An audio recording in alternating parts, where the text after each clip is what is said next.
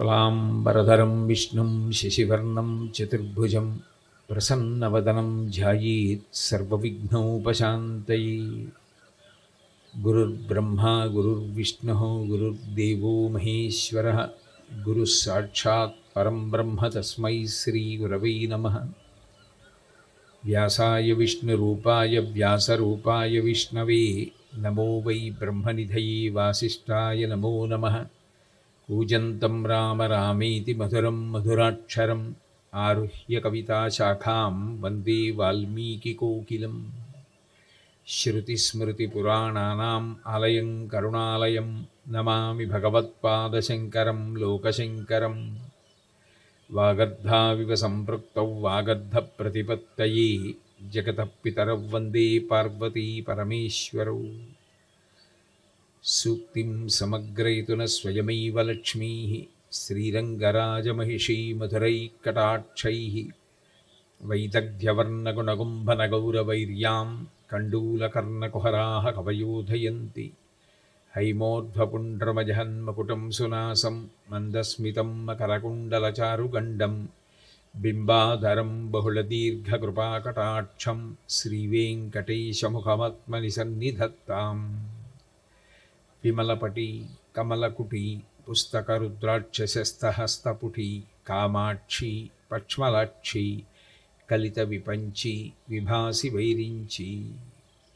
मनोजवं मरुततुल्यवेगं जितेन्द्रियं बुद्धिमतां वरिष्ठं वातात्मजं वनरयूथमुख्यं श्रीरामदूतं शिरसा नमामि। आपदामपहर्तारं दातारं सर्वसम्पदां लोकाभिरामं श्रीरामं भूयो भूयो नमाम्यहं। हरि ओम। परमेश्वर स्वरूपैన సభకి నమస్కారం। భగవంతుని యొక్క అవతారాలు ఎన్నో ఉన్నాయి.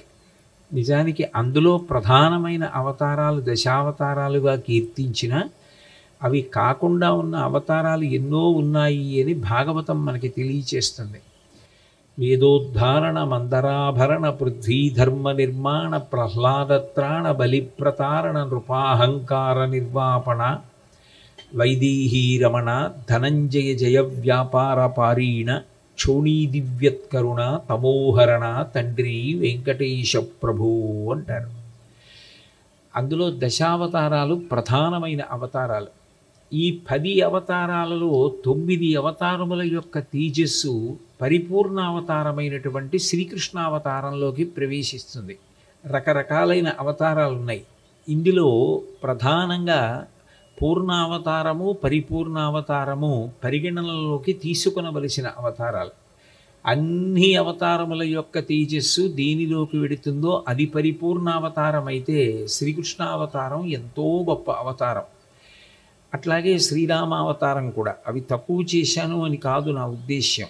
అన్ని అవతారముల తేజస్సు పరిపూర్ణ అవతారంలోకి వెళ్ళిపోతుంది. ఈ విషయాన్ని దృష్టిలో పెట్టుకునే అన్నమాచార్యుల వారు కీర్తన చేసినప్పుడు ఇందరికీ అభయమ్ములిచ్చు చేయి కందువకు మంచి బంగారు చేయి అని ఆ చేతిని ఒక్కదాన్ని అడ్డుపెట్టి దశావతారాలు కూడా వెంకటేశ్వర స్వామి వారి యొక్క చేతిలో మనందరికీ దృగ్గోచరం అయ్యేటట్టుగా వర్ణిస్తారు.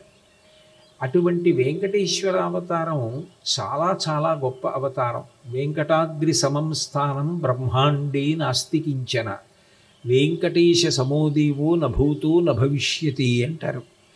వెంకటాచలం లాంటి కొండ లేదు, వెంకటేశ్వర స్వామి వంటి మహానుభావుడు అంత గొప్ప అవతారం ఇంతకు ముందు లేదు, ఇకపైన రాదు అంటారు. అలా అనడానికి ప్రధానమైన కారణాన్ని మనం ఆలోచించవలసి ఉంటుంది. సర్వసాధారణంగా శ్రీ మహావిష్ణువు యొక్క అవతారములన్నీ కూడా ధర్మ సంస్థాపన కొరకు ఉంటాయి. యదా యదా హి ధర్మస్య గ్లానిర్భవతి భారత అభ్యుత్థానమధర్మస్య తదాత్మానం సృజామ్యహం అని. ఎప్పుడెప్పుడు ధర్మమునకు ఇబ్బంది కలుగుతుందో, ధర్మము దెబ్బతింటుందో అప్పుడప్పుడు భగవంతుడు ఒక అవతారం తీసుకుని ఒక రూపంతో భూమి మీదకి వస్తాడు. వచ్చి ధర్మాన్ని నమ్ముకున్న వాళ్ళని కాపాడతాడు. పరిత్రాణాయ సాధూనాం వినాశాయ చ దుష్కృతాం. ఎవరు భగవంతుణ్ణి నమ్మారు అంటే ధర్మమును నమ్ముకుని ఉన్నారో వాళ్ళందరినీ కాపాడతాడు. ఎవరు ధర్మ వ్యతిరేకంగా ప్రవర్తిస్తున్నటువంటి రాక్షస స్వభావంతో ఉన్నారో వాళ్ళని దునుమాడతాడు. ధర్మ సంస్థాపనార్థాయ సంభవామి యుగే యుగే. ధర్మ సంస్థాపన కొరకు ప్రతి యుగంలోనూ అవతరిస్తాడు. అటువంటి లక్షణమున్న పరమాత్మ ఎప్పుడు ఏ అవతారం తీసుకున్నప్పటికీ కూడా రాక్షస సంహారం అందులో అంతర్లీనంగా ఉంటుంది. అందులో ఒక్కొక్క అవతారంలో విశేషంగా రాక్షస సంహారం చేశాడు. రామావతారంలో ఏకకాలంలో 14,000 మంది ఖరదూషణాదులనేటటువంటి రాక్షసుల్ని 1 గంట 47 నిమిషాల్లో పడగొట్టాడు. అంతమందిని పడగొట్టేటటువంటి లక్షణమున్న పరమాత్మ కలియుగంలో వెంకటేశ్వరావతారంలో మాత్రం ఆయన ఎవ్వరినీ కూడా సంహరించడానికి ఇష్టపడలేదు. ఇష్టపడకపోవడానికి కారణం ఏమిటి అంటే ఆయన సృష్టించిన యుగమే కలియుగం. ఈ కలియుగానికి కలిపురుషుడు ప్రధానుడై ఉంటాడు. ఆ కలిపురుషుడికి ఒక లక్షణం ఉంటుంది. కలిపురుషుడు ఎప్పుడూ కూడా పాపచింతన కల్పిస్తూ ఉంటాడు. పాపము చెయ్యాలి అన్న అనురక్తి కల్పిస్తాడు. అయితే ఎవరమైనా ఏం చేస్తాం? పుణ్యం చెయ్యాలని కోరుకుంటాం. పుణ్యం చెయ్యాలని అందరూ కోరుకుంటే పాపం చెయ్యాలన్న కోరిక కల్పిస్తే మాత్రం ఎందుకు వశపడతారు అంటే పాపమునకు వశపడడానికి ఆయన మనందరినీ ఆకర్షించడానికి ఒక సాధనాన్ని వాడుకుంటాడు. మన ఇంద్రియాలు మన మనసు దేని చేత తృప్తి పొందుతాయో ఆ తృప్తిని అడ్డు పెడతాడు. ఇట్లా అనుభవించకూడదు, కళ్ళతో ఇది చూడకూడదు, కానీ చూస్తే ఏదో తృప్తి కలుగుతుంది, అందుకని చూసేట్టు చేస్తాడు. చెవులతో అది వినకూడదు, కానీ వింటే ఏదో తృప్తి కలుగుతుంది, అందుకని వినేట్టు చేస్తాడు. చేతితో ముట్టుకోకూడదు, కానీ అట్లా ముట్టుకుంటే ఏదో తృప్తి కలుగుతుంది, అందుకని ముట్టుకునేటట్లు చేస్తాడు. ఇది తినకూడదు, ఇది త్రాగకూడదు, తప్పు. తెలిసి తింటాడు, తెలిసి త్రాగుతాడు, ఎందుకంటే దాని వలన ఇంద్రియాలకి మనసుకి ఏదో ఒక సంతృప్తి కలుగుతుంది. వాసన చూడకూడని దాన్ని వాసన చూస్తాడు, ఎందుకంటే ఇంద్రియాలకి మనసుకి ఏదో తృప్తి కలుగుతుంది. ఎప్పుడైనా పాపం చేయించాలి అని కలిపురుషుడు అనుకుంటే నువ్వు పాపం చెయ్యి అన్నంత మాత్రం చేత ఎవడూ పాపం చేయడు. తనంత తాను కోరుకునేది ఏమిటంటే పుణ్యం చెయ్యాలని కోరుకుంటాడు ఎవడైనా. ఎందుకు పుణ్యం చెయ్యాలని కోరుకుంటాడు అంటే లోకంలో ఎవరికైనా మనసులో ఎప్పుడూ ఏ ఆలోచన ఉంటుంది అంటే తాను సంతోషంగా సుఖంగా ఉండాలని కోరుకుంటాడు. తాను సంతోషంగా సుఖంగా ఉండాలి అంటే మంచి పనులు చేస్తే పుణ్యం చేస్తే పుణ్యం వలన సుఖం వస్తుంది. కాలోహి బలవాన్ కర్త సతతం సుఖదుఃఖయో నరాణం పరతంత్రాణం పుణ్యపాపానుయోగతః అని. లోకంలో భగవంతుడు కాలరూపంలో ఉండి మనం చేసినటువంటి పాపపుణ్యములు ఏ ఉన్నాయో ఆ పాపపుణ్యములకు ఫలితంగా సుఖదుఖములను ఇస్తాడు. గత జన్మలో పాపం చేసి ఉన్నాడనుకోండి, దానికి ఈ జన్మలో దుఃఖాన్ని అనుభవిస్తాడు. గత జన్మలో పుణ్యం చేసి ఉన్నాడనుకోండి, దానికి సుఖాన్ని అనుభవిస్తాడు. అందరూ కోరుకునేది ఏమిటి? సుఖంగా ఉండాలని కోరుకుంటారు. సుఖంగా ఉండాలనుకుంటే పుణ్యం ఒక్కటే చేయాలి. కానీ పుణ్యం చేయకుండా మరి పాపం ఎందుకు చేస్తున్నారు అంటే పాపం చెయ్యాలని ఎవరూ చెయ్యరు. పాపము వలన ఇంద్రియములకు మనస్సుకు ఏదో తృప్తి కలుగుతూ ఉంటుంది కాబట్టి చెయ్యకూడదని తెలిసి కూడా దానికి వశపడిపోయి చేస్తూ ఉంటారు. ఇటువంటి పాపం కలియుగంలో చాలా విశేషంగా ఉంటుంది. ఎందుకంటే కలిపురుషుడి యొక్క లక్షణమే అది. కలిపురుషుడు ఎప్పుడూ కూడా రెండిటిని అడ్డుపెట్టి పాడు చేస్తూ ఉంటాడు. ఒకటి అర్థము, ధర్మాన్ని విడిచిపెట్టేసినటువంటి అర్థం, ధర్మచట్రంలో ఎమడనటువంటి అర్థము అంటే ద్రవ్యము, ధనం కోసం ఆశపడ్డం. రెండవది ధర్మాన్ని విడిచిపెట్టేసినటువంటి కామం. ఈ రెండిటికి ఆకర్షణ చేస్తూ ఉంటాడు. దాని వలన విశేషమైన పాపాన్ని చేస్తూ ఉంటారు. ఇప్పుడు పాపం చేసిన వాళ్ళందరినీ గత యుగాల్లో నేను ఎట్లా సంహారం చేస్తానో అట్లా సంహారం చేస్తాను అన్నాడు అనుకోండి, కలియుగం దగ్గరికి వచ్చేటప్పటికి ఒక పెద్ద పరిమితి ఉంది.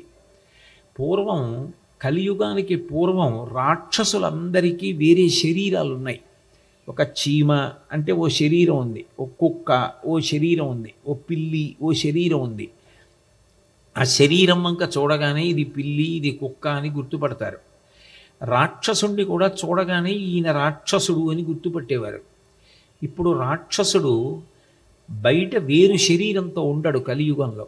మనిషి యొక్క మనసు యందు స్థానం, మనసులోనే కూర్చుని ఉంటాడు. ఎంతటి మహానుభావుడు ఎప్పుడు రాక్షసుడుగా మారిపోతాడు, ఎప్పుడు చెయ్యకూడని పని చేస్తాడు అంటే ఎవరూ చెప్పడం సాధ్యం కాదు. అకస్మాత్తుగా ఆయనలో పాపచింతన పెరిగి చెయ్యకూడని పని చేసేటటువంటి అవకాశం ఉంటుంది.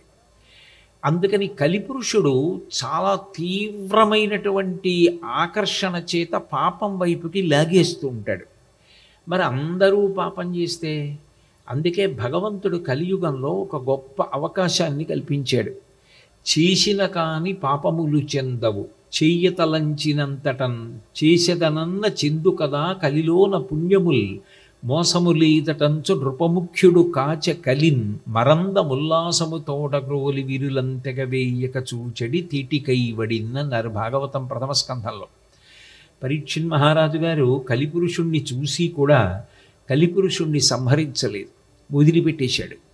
ఎందుకు వదిలిపెట్టేశాడు అంటే ఈ కలియుగంలో ఒక గొప్పతనం కూడా ఇచ్చాడు భగవంతుడు. చేసిన కాని పాపములు చెందవు, మనం చేస్తేనే పాపానికి ఫలితం వస్తుంది. చేయతలంచినంతటం చేసెదనన్న మాత్రమున చెందు కదా కలిలోన పుణ్యముల్.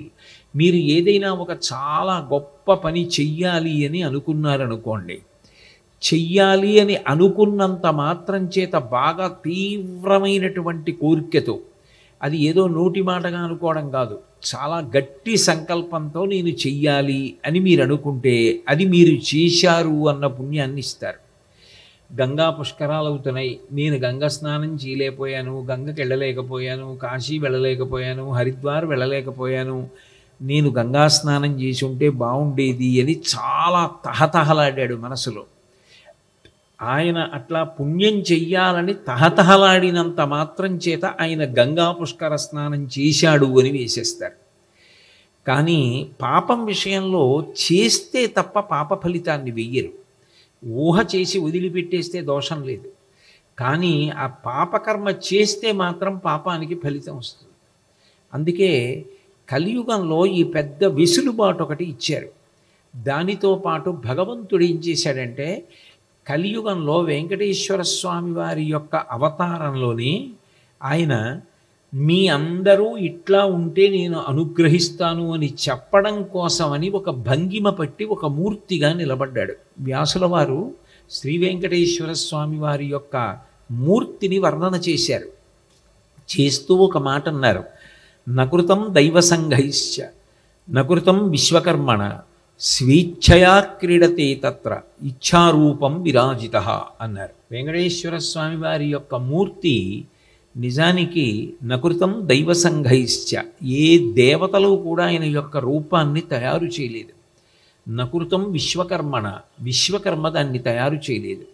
స్వేచ్ఛయా క్రీడతే తత్ర, ఆయన అక్కడ స్వేచ్ఛతో క్రీడిస్తూ ఉంటాడు వెంకటాచలంలో. ఇచ్ఛారూపం విరాజిత, ఆయన తనంత తానుగా కోరుకుని ఆ రూపాన్ని పొందాడు. యథార్థానికి మీరు పురాణాలు పరిశీలిస్తే వెంకటేశ్వర స్వామి వారి కలియుగంలో అందరూ ఎట్లా నడుస్తారో అట్లా నడిచారు, ఎట్లా మాట్లాడతారో అలా మాట్లాడారు. ఆయన ఒక ప్రత్యేకమైనటువంటి సందర్భంలో ఇక పైన నేను ఈ రూపంతో ఉంటాను అని అటువంటి రూపంతో నిలబడ్డారు. నిజానికి ఇప్పటికీ కూడా వెంకటేశ్వర స్వామి వారి విషయంలో బాగా పరిచయం ఉన్నటువంటి సాధకులు ఒక మాట చెప్తారు, పిలిస్తే పలికే దైవం. వెంకటాచలంలో వెంకటేశ్వర స్వామి వారికి చెమట పడుతుంది అని చెప్తారు. ఆయనకి స్నానం చేయించినప్పుడు ప్లోత వస్త్రము అని ఒక వస్త్రంతో తుడుస్తారు. ఆ చెమట కూడా సుగంధభరితంగా ఉంటుంది అంటారు. బాగా వృద్ధుడైన ఒక అర్చక స్వామి ఒక ఆయన ఉండేవారు. ఆయన గోవిందరాజస్వామి గుడికి వచ్చేశారు బాగా పెద్దవారు అయిపోయాక. వారు నాతో చెప్తూ ఉండేవారు, కోటేశ్వరరావు గారు, వెంకటేశ్వర స్వామి వారు నిజంగా ముట్టుకుంటే మనిషి శరీరం ఎలా ఉంటుందో అంత మెత్తగా అనిపిస్తుందండి, అది దివ్యమంగళమూర్తి అని చెప్తారు. కాబట్టి స్వేచ్ఛయా క్రీడతే తత్ర. అది ఎవ్వరూ ఏ శిల్పి చెక్కినది కాదు, అది ఆయనంత ఆయనగా పట్టినటువంటి భంగిమ. అట్లా ఒక భంగిమ పడితే దానికి ఒక కారణం ఉంటుంది, ఒక ఆయుధాన్ని పట్టుకుంటే దానికి ఒక కారణం ఉంటుంది. ఇప్పుడు మనిషి కంటే రక్షణ కొరకు చేతిలో ఒక ఆయుధం ఉండాలి. నేను ఒక కర్ర చేత్తో పట్టుకున్నాను అనుకోండి, ఏ కుక్కో నా మీద పడకుండా నేను కర్ర చేత్తో పట్టుకుంటాను. కానీ నిజానికి కర్రకి బలం ఏమిటి? నేను విసిరినప్పుడో నేను కొట్టినప్పుడో నా శక్తి కర్రలోకి ప్రవేశిస్తే ఆ కర్ర దెబ్బ కుక్కకి తగిలితే కుక్క దూరంగా పోతుంది. భగవంతుడి విషయంలో కేవలం శిక్షించడానికి ఆయుధాలు కావు, ఒక్కొక్క ఆయుధానికి ఒక్కొక్క లక్షణం ఉంటుంది. లలితా అమ్మవారి చేతిలో ఉన్నటువంటి చెరుకు విల్లు ఉందనుకోండి, అది మన్మధుడి చేతిలో ఉంటే మనని లౌకికమైన కోరికల్లో తిప్పుతుంది. అమ్మవారి చేతిలో విల్లు ఉందనుకోండి, అది మనని భగవత్పరమైనటువంటి కోరికల వైపుకి మారుస్తుంది. అంటే అది కేవలం ఏదో శిక్షించడానికే కాదు, అనుగ్రహించడానికి కూడా ఆయుధాలు పనికొస్తాయి. అటువంటి ఆయుధాల యొక్క అనుగ్రహ శక్తి అవి స్వయంగా ఆయుధాలది కాదు, ఆయుధాల ద్వారా భగవంతుడు వాటిని ప్రకటనం చేస్తాడు. అది భగవత్ శక్తి ఆయుధము ద్వారా వ్యక్తమవుతూ ఉంటుంది. వెంకటేశ్వర స్వామి వారు ఒక భంగిమ పట్టి నిలుచున్నారు అంటే అది కేవలముగా ఏదో ఇలా నేను నించుంటే బాగుంటుందని నించోవడమో, లేకపోతే అలా మూర్తిని ఎవరో చెక్కడమో జరిగింది కాదు. నిజంగా స్వామి నారాయణమూర్తి అలా నించున్నారు. అట్లా నించోడానికి కొన్ని కారణాలు చెప్తారు. అందులో పద్మాసనస్థయౌ పద్మావతీదేవి నిజవక్షమందున నిలుపుకొనుచు జనులకు తన చరణములే గతియని దక్షిణకరము పాదములు చూప, తన చరణములు నమ్మిన వారలకు ఈ భవాంబూధి కటిదగ్నమగునటంచు, వామహస్తంబు కటిభాగమున నుంచి చూపరులకు సంకేతించుచుండ, పరమ పావన శేష పర్వతము మీద అలరు ఆనంద నిలయమందునను నిలచి, దివ్యమంగళ విగ్రహుండవ్యయుండు పరమ పావనుడు శ్రీవేంకటేశ్వరుడు వేట్క అంటారు. అందులో ఆయన వెంకటేశ్వరావతారంతో ఉండగా పక్కన ప్రకటనంగా అమ్మవారిని ఉంచుకోలేదు. ఉంచుకోకపోవడానికి కారణం ఏమిటి అంటే, పద్మాసనస్థయౌ పద్మావతీదేవి నిజవక్షమందున నిలుపుకొనుచు, అమ్మవారు ఆయన వక్షస్థలంలోనే ఉంది. ఈశానాం జగతోస్య వెంకటపతేర్విష్ణోః పరాం ప్రేయసీం తద్వక్షస్థల నిత్యవాసరసికాం తక్షాంతి సంవర్ధినీం పద్మాలంకృతపాణి పల్లవయుగాం పద్మాసనస్తాం శ్రియం వాత్సల్యాదిగుణోజ్వలాం భగవతీం వందే జగన్మాతరం అంటారు. లోకంలో ఎవరైనా దయ లేకుండా ప్రవర్తించాడనుకోండి, కఠినంగా ప్రవర్తించాడనుకోండి, ఆయనకి దయ లేదండి అని ఇలా చేతినో లేకపోతే మోకాల్లో చూపించరు, అంత దయ లేదండి అని ఇలా గుండెల వంక చూపిస్తారు. దయ హృదయమునందు ఉంటుంది. ఆయన నిజానికి శిక్షించగలిగిన వాడైనప్పటికీ కూడా శిక్షించకుండా రక్షించడం ప్రధానంగా ఉంటాడు కలియుగంలో. అలా రక్షించడం ప్రధానంగా ఉంటాడు కాబట్టి ఆ రక్షించడానికి కారణం ఆయన యొక్క దయ. కాబట్టి ఆ దయ అమ్మవారి స్వరూపిణి అయి వాత్సల్య రూపిణి అయి ఆయన యొక్క వక్షస్థలమునందు నిండి ఉంది. అందుకే దయామృత తరంగిణ్యాస్తరంగైరివ శీతలై అపాంగై సించతే విశ్వం వెంకటేశాయ మంగళం అంటారు. ఆయన తన దయా అన్న చూపుల చేత ఈ లోకాన్నంతటినీ ఎప్పుడూ చల్లబరుస్తూ ఉంటాడు. అటువంటి దివ్యమంగళ విగ్రహుండవ్యయుండు ఆ వెంకటేశ్వర స్వామి వక్షస్థలమునందే హృదయమునందే పద్మావతీదేవిని ధరించి ఉంటాడు. ధరించి ఉన్నటువంటి స్వామి కుడి చేతిని ఇట్లా చూపిస్తూ ఉంటాడు. అంటే వేలి కొసలు ఎటువైపు చూపిస్తున్నాడో దాని తాత్పర్యాన్ని గ్రహిస్తారు. మీకు లోకంలో ఏ కోరిక ఉన్నప్పటికీ ఏ అవసరం ఉన్నప్పటికీ కూడా తీర్చగలిగినటువంటి లక్షణము శక్తి నా యందు ఉన్నాయి. ఆర్తో జిజ్ఞాసురర్ధార్థి జ్ఞానీచ భరతర్షభ అంటాడు భగవద్గీతలో. చతుర్విధా భజంతే మాం జనా సుకృతినోర్జున ఆర్తో జిజ్ఞాసురర్ధార్థి జ్ఞానీచ భరతర్షభ. లోకంలో నా దగ్గరికి వచ్చి నన్ను ఆశ్రయించే వాళ్ళు 4 రకాలుగా ఉంటారు అన్నాడు. అందులో నాకు ధనం కావాలి, ఆ ధనం వస్తే నేను మంచి పనులు చేస్తాను అని వచ్చేవాళ్ళు ఉంటారు. ఆర్తితో ఏదో ఆపద ఏర్పడి, ఒకనాడు గజేంద్రుడు ప్రార్థన చేసినట్లుగా ఆపద వచ్చినప్పుడు ఆపద తప్పించుకోవడం కోసమని భగవంతుణ్ణి ప్రార్థన చేసేవాళ్ళు ఉంటారు. ఆపద అన్న మాట చాలా జాగ్రత్తగా పరిశీలనం చేయాలి. ఆపద అంటే ఎంత శక్తి ఉన్నప్పటికీ కూడా తన శక్తి చేత తాను తప్పించుకోలేనిదేదో దానిని ఆపద అని పిలుస్తారు. ఒక పిడుగు పడిందనుకోండి, ఆ పిడుగు పడిపోతున్నప్పుడు ఆ వ్యక్తి ఇక అక్కడి నుంచి తప్పించుకోవడం సాధ్యం కాదు. పిడుగు రెప్పపాటులో పడుతుంది. అకస్మాత్తుగా ఒక పెద్ద పాము ఒకటి దారిలో అడ్డొచ్చిందనుకోండి, పడగ విప్పి నిలబడిందనుకోండి, అటువంటప్పుడు ఆ పాము కాటు వెయ్యకుండా తప్పించుకోవడం ఎవరికీ సాధ్యం కాదు. అది పడగ విప్పి పాదం వంక చూస్తున్నటువంటి ఆ పాము పడగ భూమికి వైపుకి వంచి వ్యక్తిని కరవకుండా వదిలిపెట్టాలి అంటే ఎవరి శాసనమో అవ్వాలి. ఒక పిడుగు పడకుండా ఉండాలి అంటే ఎవరి శాసనమో అవ్వాలి. సముద్రం అంత శక్తి కలిగి కూడా ఒక పట్టణం మీదకు వచ్చి విరుచుకు పడిపోకుండా ఉండాలి అంటే ఎవరిదో శాసనం ఉండాలి. పెద్ద పెద్ద ప్రకృతి విపత్తులు రాకుండా ఉండాలి అంటే ఎవరిదో శాసనం ఉండాలి.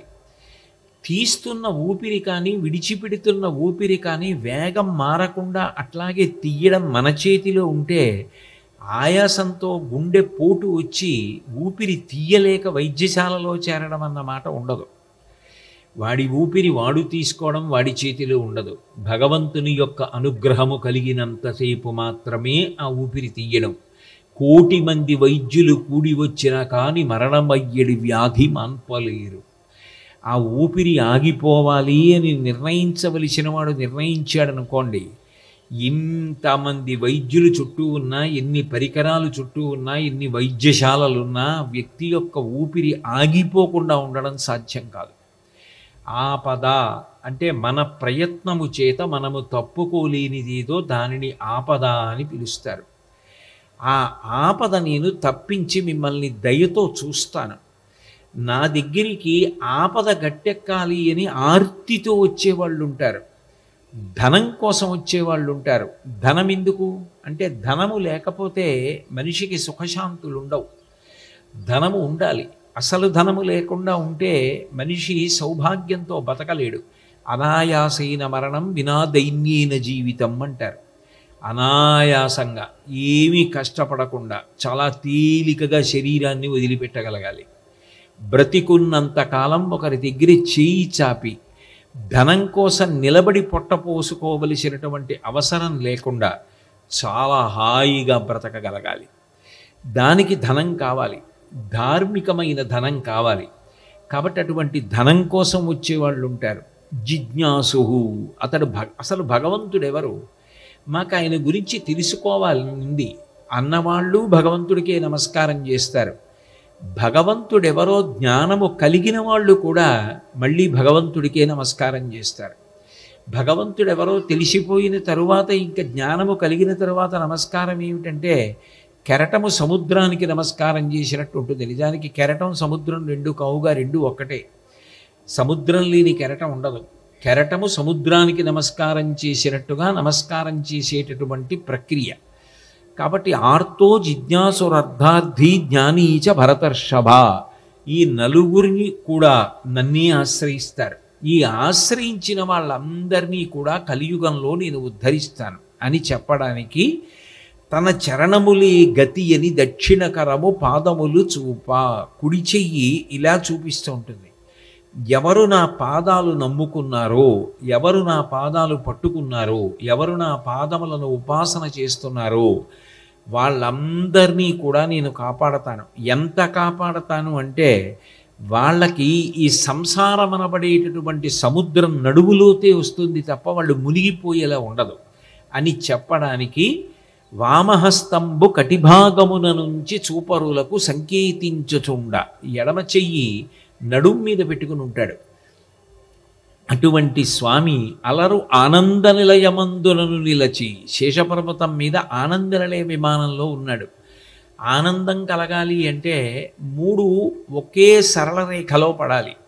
మనసు, వాక్కు, కర్మ ఈ మూడు ఒక్కసారి జరగాలి. నేను మనసులో ఏమనుకుంటున్నానో అది నా నోటి వెంట రావాలి. నా నోటి వెంట ఏది అంటున్నానో, మనసులో ఏమనుకుంటున్నానో అది నేను చెయ్యగలగాలి. ఉదాహరణకి భగవంతుడికి పాదయోహో పాద్యం సమర్పయామి అన్నాను అనుకోండి, ఏదో నోటితో గడగడగడగడ చదవడం కాదు.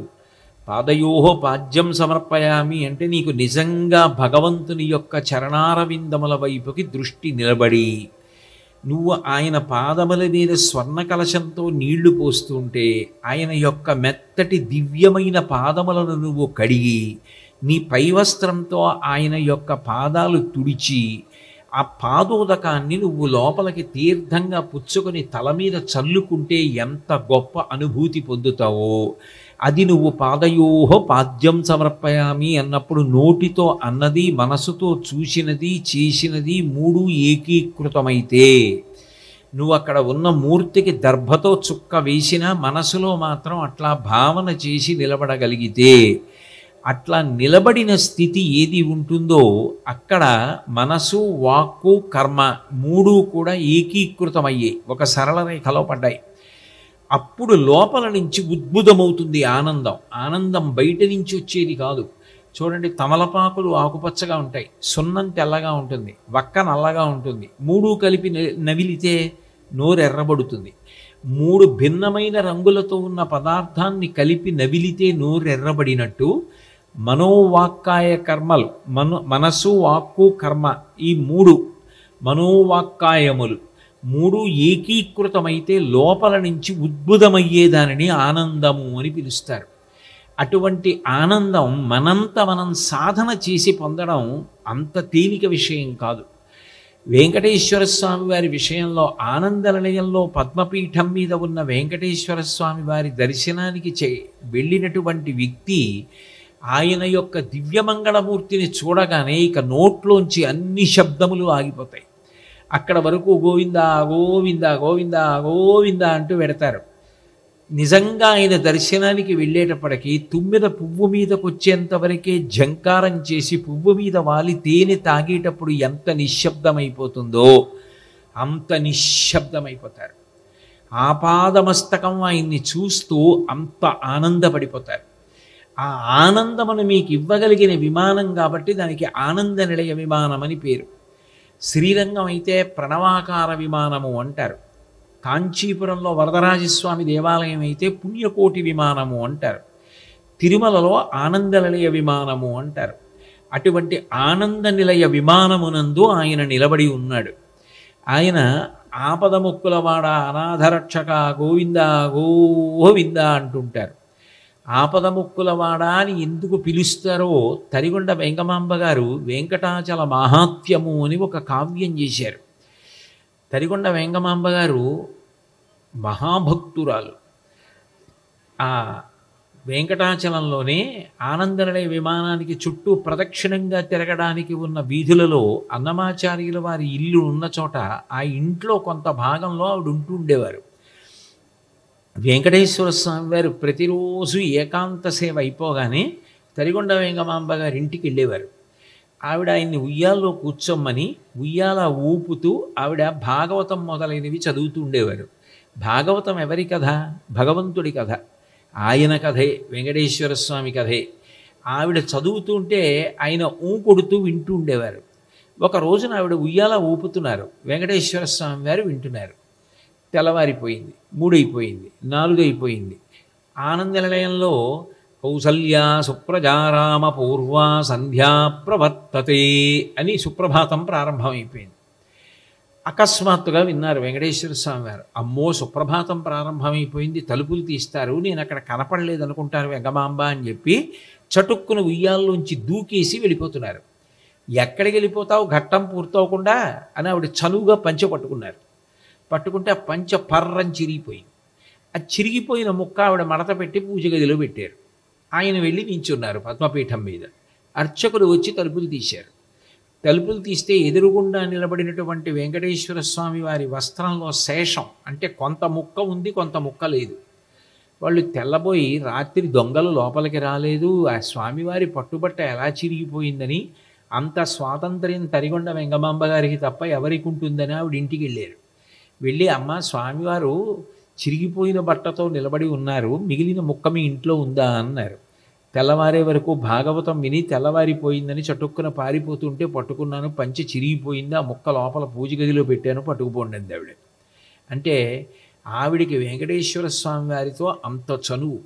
తలుపులన్నీ వేసేసిన తర్వాత కూడా జ్యోతిస్వరూపంగా ఆవిడ ఆనంద నిలయంలోకి వెళ్ళేవారు. వెళ్ళి ఆయన అలంకారాన్ని అంతటినీ కూడా మళ్ళీ తీర్చిదిద్దుతూ ఉండేవారు. నిజమేనా వెంగమాంబ గారు అలా వెడతారా అని చూడాలనుకున్నాడు ఒక మహంతని. ఆ రోజుల్లో ఆ తిరుమల తిరుపతి దేవస్థానములకు పరిపాలనాధికారి ఆయన. ఆ మహంతు గారు ఏం చేశాడంటే ఏకాంత సేవ జరిగేటటువంటి సమయంలో ఎవ్వరూ చూడకుండా ఆనంద నిలయంలో ఓ మూల దాక్కుని కూర్చున్నాడు. అర్చకులు అనుకున్నారు సమయం అయిపోయిందని ఏకాంత సేవ చేసేసి తలుపులు వేసేశారు. ఆయన లోపల కూర్చున్నాడు. వస్తుందా వెంగమాంబ గారు చూద్దామని. అర్ధరాత్రి అయింది. అకస్మాత్తుగా కన్నులు బైర్లు కమ్మేటటువంటి తేజస్సు ఒకటి ఆలయంలోకి వచ్చింది. అది వెంగమాంబ గారిగా మారింది. మారి ఆ అలంకారాన్నంతటినీ దిద్దింది. ఇంకెప్పుడు ఇటువంటి సాహసం చెయ్యకు అని చెప్పి వెంకటేశ్వర స్వామి వారు ఆ మహంతుని బయటికి పంపించేసిన కథ చారిత్రక సాక్ష్యంగా ఇప్పటికీ చెప్పబడుతూ ఉంటుంది. అంటే తరిగొండ వెంగమాంబ గారికి వెంకటేశ్వర స్వామి వారంటే అంత చనువు. ఆవిడ వెంకటాచల మాహాత్మ్యము అని ఒక గొప్ప పుస్తకాన్ని వ్రాశారు. అది ఒకప్పుడు కలంతో చూసి వ్రాసేవారు. ఆ పుస్తకం రాసుకుంటే చాలంటారు. చాలామంది అయితే ఆ పుస్తకం ఇంట్లో ఉంటే చాలంటారు. అంత గొప్ప పుస్తకం అది. స్వయంగా వెంకటేశ్వర స్వామి వారి వింటూ తల ఊపుతూ అంగీకరించగా చెప్పబడినటువంటి గ్రంథం. ఆ గ్రంథంలో ఆవిడ వెంకటేశ్వర స్వామి వారి గురించి ఒక మాట చెప్తారు. పద్మావతి పరిణయం అయిపోయిన తర్వాత లక్ష్మీదేవి వెంకటేశ్వరుడి దగ్గరికి వచ్చి, స్వామి మీరు వచ్చినటువంటి అవతార ప్రయోజనాలలో ప్రధాన ప్రయోజనమైనటువంటి పద్మావతి పరిణయం అయిపోయింది కాబట్టి ఇక వైకుంఠానికి వచ్చేసేయమంది. శ్రీవైకుంఠ విరక్తాయ స్వామి పుష్కరిణీ తటే రమయా రమమాణాయ వెంకటేశాయ మంగళం అంటాం కాదు. ఆవిడ వైకుంఠానికి వచ్చేసేయమంటే స్వామివారు అన్నారు, నేను రాను, ఈ కలియుగంలో నేను ఇక్కడే ఉంటాను, ఇక్కడే ఈ వెంకటాచలంలో ఆనందనిలయ విమానంలో పద్మపీఠం మీద నాదైన శైలిలో భంగిమ పట్టి నేను ఇక్కడే నిలబడి ఉంటాను. ఎందుకుంటానో తెలుసా? కలియుగంబున ప్రజలు పాపకర్మంబులునరించి తత్ఫలితముగా ఉగ్రమైన రోగములు ఆవహింప నన్ను పేర్కొనుచు బాధపడలేక పలుమొరల్ పెట్టునప్పుడు, ఈ కలియుగంలో కలిపురుషుడి యొక్క ఉద్ధతి వలన చెయ్యరాని భయంకరమైన పాపములన్నీ చేస్తారు. ఆ చేసిన పాపము యొక్క ఫలితం ఏదుంటుందో దాన్ని అందరూ సంతోషంగా అనుభవిస్తారు. కానీ ఆ పాపం యొక్క వ్యతిరేక ఫలాన్ని అనుభవించవలసి వచ్చినప్పుడు ఆ వ్యక్తి అనుభవించాలి. ఆయన ఎక్కడో ఏదో తీవ్రమైనటువంటి అనారోగ్యంతో పడుకుని ఉంటాడు. మనిషికి పెద్ద శిక్ష ఏమిటండి? తన మలమూత్రములు తాను విసర్జించుకోలేని స్థితిని పొందడం కన్నా భయంకరమైన శిక్ష ఏది ఉండదు. మృత్యుదేవత అంటారు. అందుకే మృత్యువుని దేవతగా చెప్పేటటువంటి ధర్మం సనాతన ధర్మం ఒక్కటే. ఎందుకనంటే బాగా వాడి వత్తి అయిపోయినటువంటి శరీరంలోంచి జీవుణ్ణి విడిపించలేదనుకోండి, ఆ శరీరం సహకరించక ఎంత ఖేదపడిపోతాడో మనిషి. కట్టుకున్న భార్య కూడా ఇంత బాధపడే కన్నా అని వదిలేసింది అనుకోండి మాట, ఇక ఆ వ్యక్తి ఎంత బాధపడుతున్నట్టు. అంత పాప ఫలితాన్ని అనుభవిస్తున్నప్పుడు అప్పుడు జ్ఞాపకానికి వస్తాయి చేసిన తప్పులు. జ్ఞాపకానికి వచ్చి నేను చేసినటువంటి పాపాలకి ఫలితాన్ని అనుభవిస్తున్నాను. ఇప్పుడు ఇందులో భాగం పంచుకునే వాళ్ళు లేరు. నేను ఒక్కడనే పడుకున్నాను, ఒంటి నిండా సూదులు గుచ్చారు, ఏవేవో ఎక్కిస్తున్నారు, పడున్నాను, ఇక్కడి నుంచి ఉంటానో తెలియదు, ఊడి వెళ్ళిపోతానో తెలియదు, ఇంటికెడతానో తెలియదు, శరీరం అగ్ని సంస్కారం అయిపోతుందో తెలియదు, ఎవరెవరో వస్తున్నారు, అద్దంలోంచి చూస్తున్నారు, వెళ్ళిపోతున్నారు. ఇత పూర్వం నేను కూడా అట్లా వేరొక వ్యక్తి ఉన్నప్పుడు వెళ్ళి చూసిన వాడిని, అత్యంత ప్రమాదంలో ఉంటే కదా అట్లా చూశాం, కాబట్టి నా పరిస్థితి ఏమిటి అని తల్లడిల్లిపోతూ ఉంటాడు. ఆ తల్లడిల్లిపోతున్నప్పుడు ఆ బాధ పంచుకోవడానికి ఎవరూ పక్కన ఉండరు. అప్పుడు జ్ఞాపకానికి వచ్చేది ఎవరంటే, లక్ష్మి నేను జ్ఞాపకానికి వస్తాను. వెంకటేశ్వర స్వామి వారు చెప్పిన మాట, నన్ను పేర్కొనుచు పలుమురల్ పెట్టునప్పుడు వాని బ్రోవకొండుట నాకు పాడి కాదు. వాడు చేసిన తప్పు అంగీకరిస్తాడు, మనసులో తప్పు ఒప్పుకుంటాడు. అజ్ఞానినామయా దోషాన శేషాన్ విహితాన్ హరి క్షమస్వత్వం క్షమస్వత్వం శేషశైల శిఖామణి. ఇవి నన్ను ఉద్ధరిస్తాయనుకున్నాను, ఉద్ధరిస్తాయనుకుని చెయ్యకూడని దోషాలు చేశాను, ఇప్పుడు కట్టి కుడుపుతున్నాయి, నేను తట్టుకోలేకపోతున్నాను, స్వామి నా పాపాలు మన్నించంటాడు. అప్పుడు నేను కూడా ఇక్కడ ఉండి వాణ్ణి కాపాడకపోతే ఎవరు కాపాడతారో, అందుకని నేను రాను, నేను ఇక్కడే ఉంటాను, ఈ భూమి మీద ఉంటాను అని అనుగ్రహించాడు. అనుగ్రహించి వాని పాపంబు ద్రవ్యంబుపై ఆకర్షణంబు చేసి ఈ కొండపైకి రప్పించి నిస్పృహుండనగుచు తత్పాపరూపమైనట్టి ధనము అజ్ఞులైన జనులకిప్పింతు నచలమతిని అన్నాడు. మరి వాడి పాపాన్ని క్షమించడానికి ఏం చేయాలి అంటే, ఏ డబ్బు కోసం ఇన్ని పాపాలు చేశాడో ఆ డబ్బు నేనే పట్టుకొచ్చి స్వామి హుండీలో వేసేస్తానయ్యా అని వాడితోనే అనిపిస్తాను, నిలువు దోపిడీ ఇచ్చేస్తానని మొక్కుతాడు, వాడి పాపం క్షమించి రోగం తగ్గిస్తాను, వాడే ఆ డబ్బట్టుకొచ్చి హుండీలో వేసేస్తాడు. నేను నిజానికి ఆ హుండీలో వచ్చిన కోట్లు చూసి సంతోషపడను, నిస్పృహండనగొచ్చు, చాలా బాధపడతాను. ఎవడు చేయమన్నాడు దోషాలు, ఎవడు తీసుకొచ్చి ఇవన్నీ వేయమన్నాడు ఇక్కడ అని చాలా బాధపడతాను. బాధపడి ఆ డబ్బంతా అజ్ఞులైన జనులకు ఇప్పింతు నచలమతిని, ఏ విధమైనటువంటి ప్రలోభం దాన్ని చూసి సంతోషం లేకుండా దాన్ని ఓ రకరకాల కార్యక్రమాలకి ఇచ్చేస్తాను. కానీ ఎవడో ధర్మాత్ముడు ఉంటాడు, ఒక భక్తుడు ఉంటాడు, వాడు నేను చెప్పినట్లు బ్రతకాలని ఆశపడుతూ ఉంటాడు.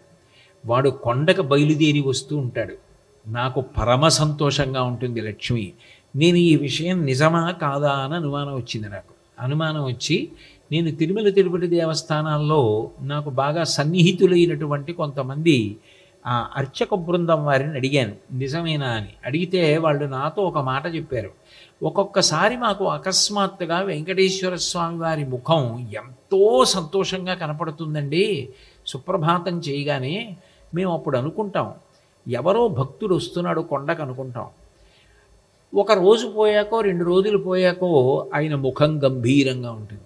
అప్పుడు మేము అనుకుంటాం ఎవరో మహాత్ముడు కొండకొచ్చి వెళ్ళిపోయాడు అనుకుంటాం. అదే తరిగొండ వెంగమాంబ గారు వెంకటాచల మహాత్యంలో రాశారు, ఇలను పుణ్యాత్ములైన వారిచ్చినట్టి ధనము నీ కొంత గైకొని కొంత ధనదుకిచ్చి వింతలీల చేయుచుండెదనుచు మచ్చికను పలికే. ఆయనట పరమ ధార్మికుడైనవాడు, పరమ భాగవతోత్తముడైనవాడు, ఆయన చెప్పినట్లు బ్రతకాలని తాపత్రయపడేవాడు.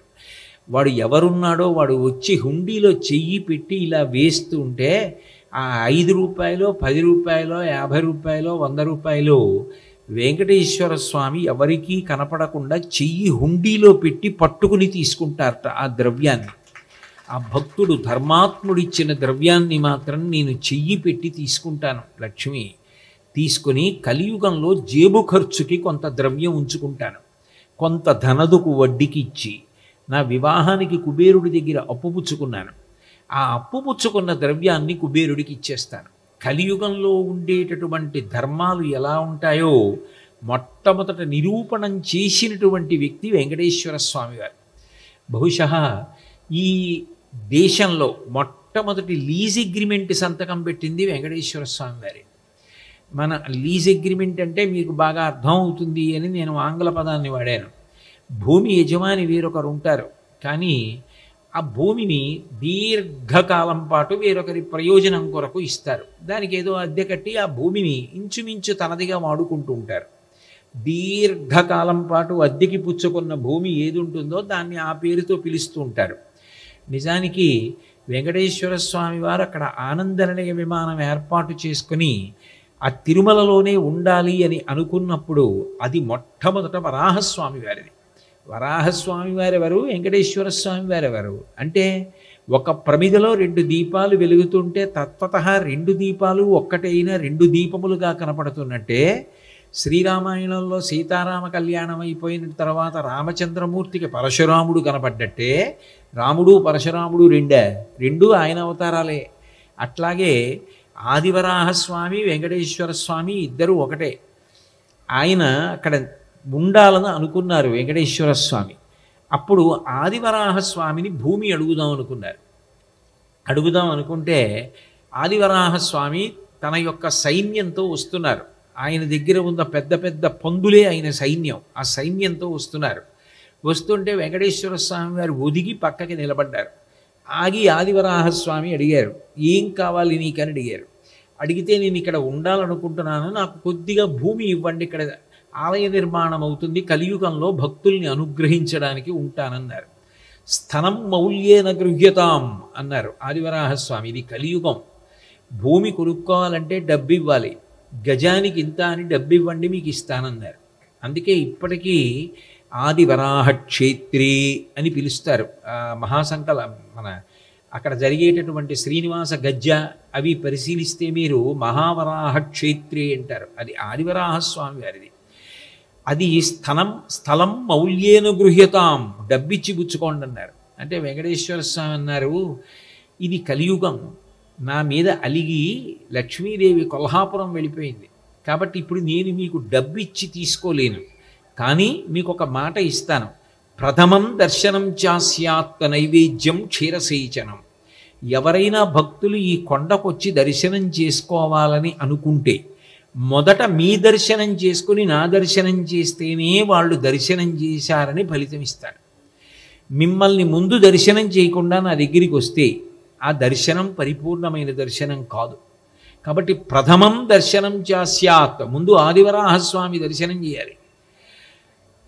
అట్లాగే నైవేద్యం క్షీరసేచనం, మొట్టమొదట పాల నైవేద్యం, ఏ నైవేద్యం అయినా ముందు మీకు పెడతారు, తర్వాత నాకు నైవేద్యం పెడతారు.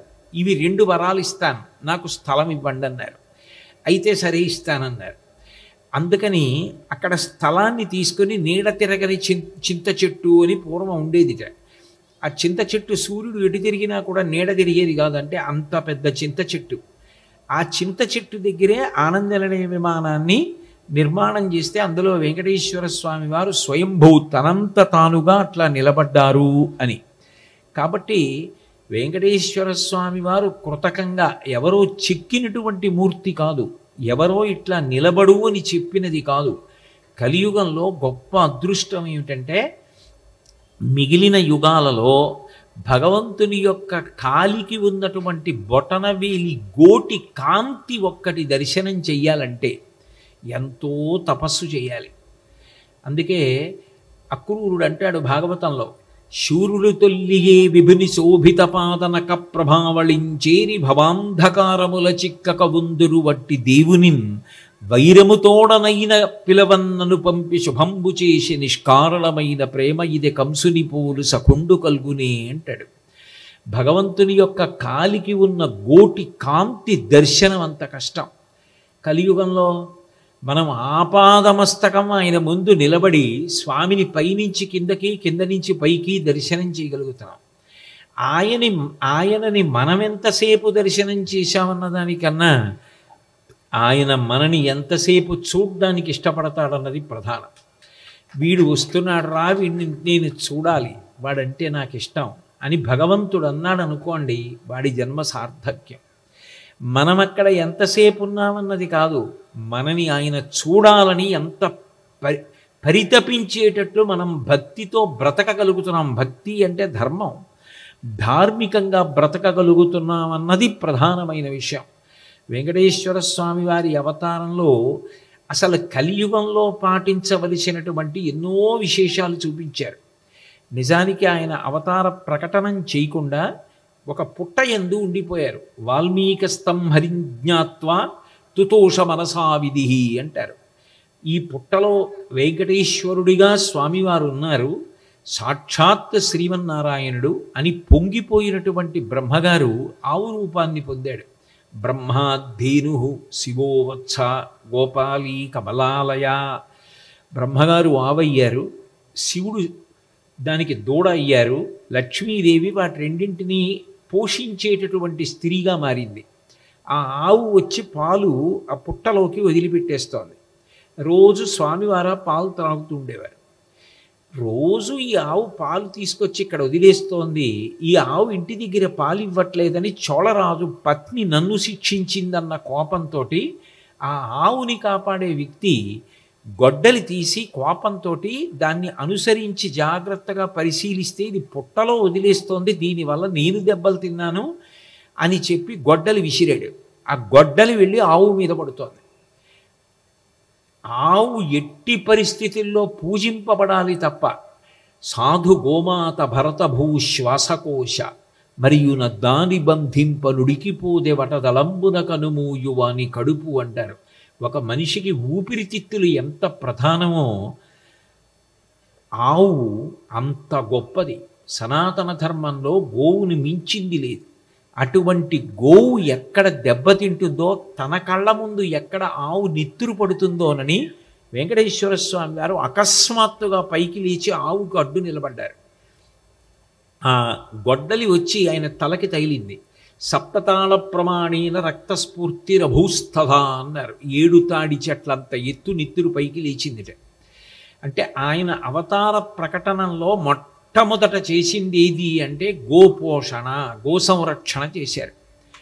గోవుని రక్షించడం కోసమని వెంకటేశ్వర స్వామి వారు నిజానికి భూమిలో పుట్ట నుంచి పైకొచ్చారు. కారణం ఏమిటి అంటే కలియుగంలో చాలా తేలికగా తరించడానికి మార్గం ఏది అంటే గోసేవ. ఒక్కొక్క ఆశ్రమానికి ఒక్కొక్క నియమం ఉంటుంది. బ్రహ్మచారి ఒకలా ఉంటాడు, గృహస్థు ఒకలా ఉంటాడు, వానప్రస్థు ఒకలా ఉంటాడు, సన్యాసి ఒకలా ఉంటాడు. ఎవరి ధర్మం వారిది. ఎవరు ఆరాధన చెయ్యాలన్నా వాళ్ళ ఆశ్రమ నియమానికి కట్టుబడి చేయవలసి ఉంటుంది. కానీ అన్ని ఆశ్రమాల వాళ్ళు, బ్రహ్మచారి కానీ, వానప్రస్థు కానీ, గృహస్థు కానీ, సన్యాసి కానీ, తేలికగా తరించడం కోసమని భగవంతుడు సృష్టించిన అద్భుతమైన ప్రాణి గోవు.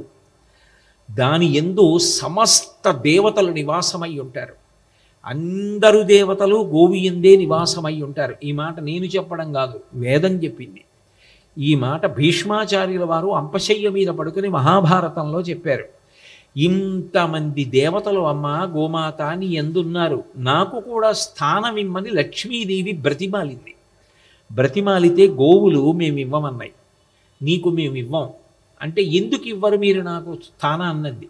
నువ్వు చెంచల లక్ష్మివి, నువ్వు ఒక చోట ఉండవు, ఇలా వచ్చినట్టుంటావు వెళ్ళిపోతావు, అందుకని నువ్వు మా దగ్గర వద్దన్నాయి గోవులు.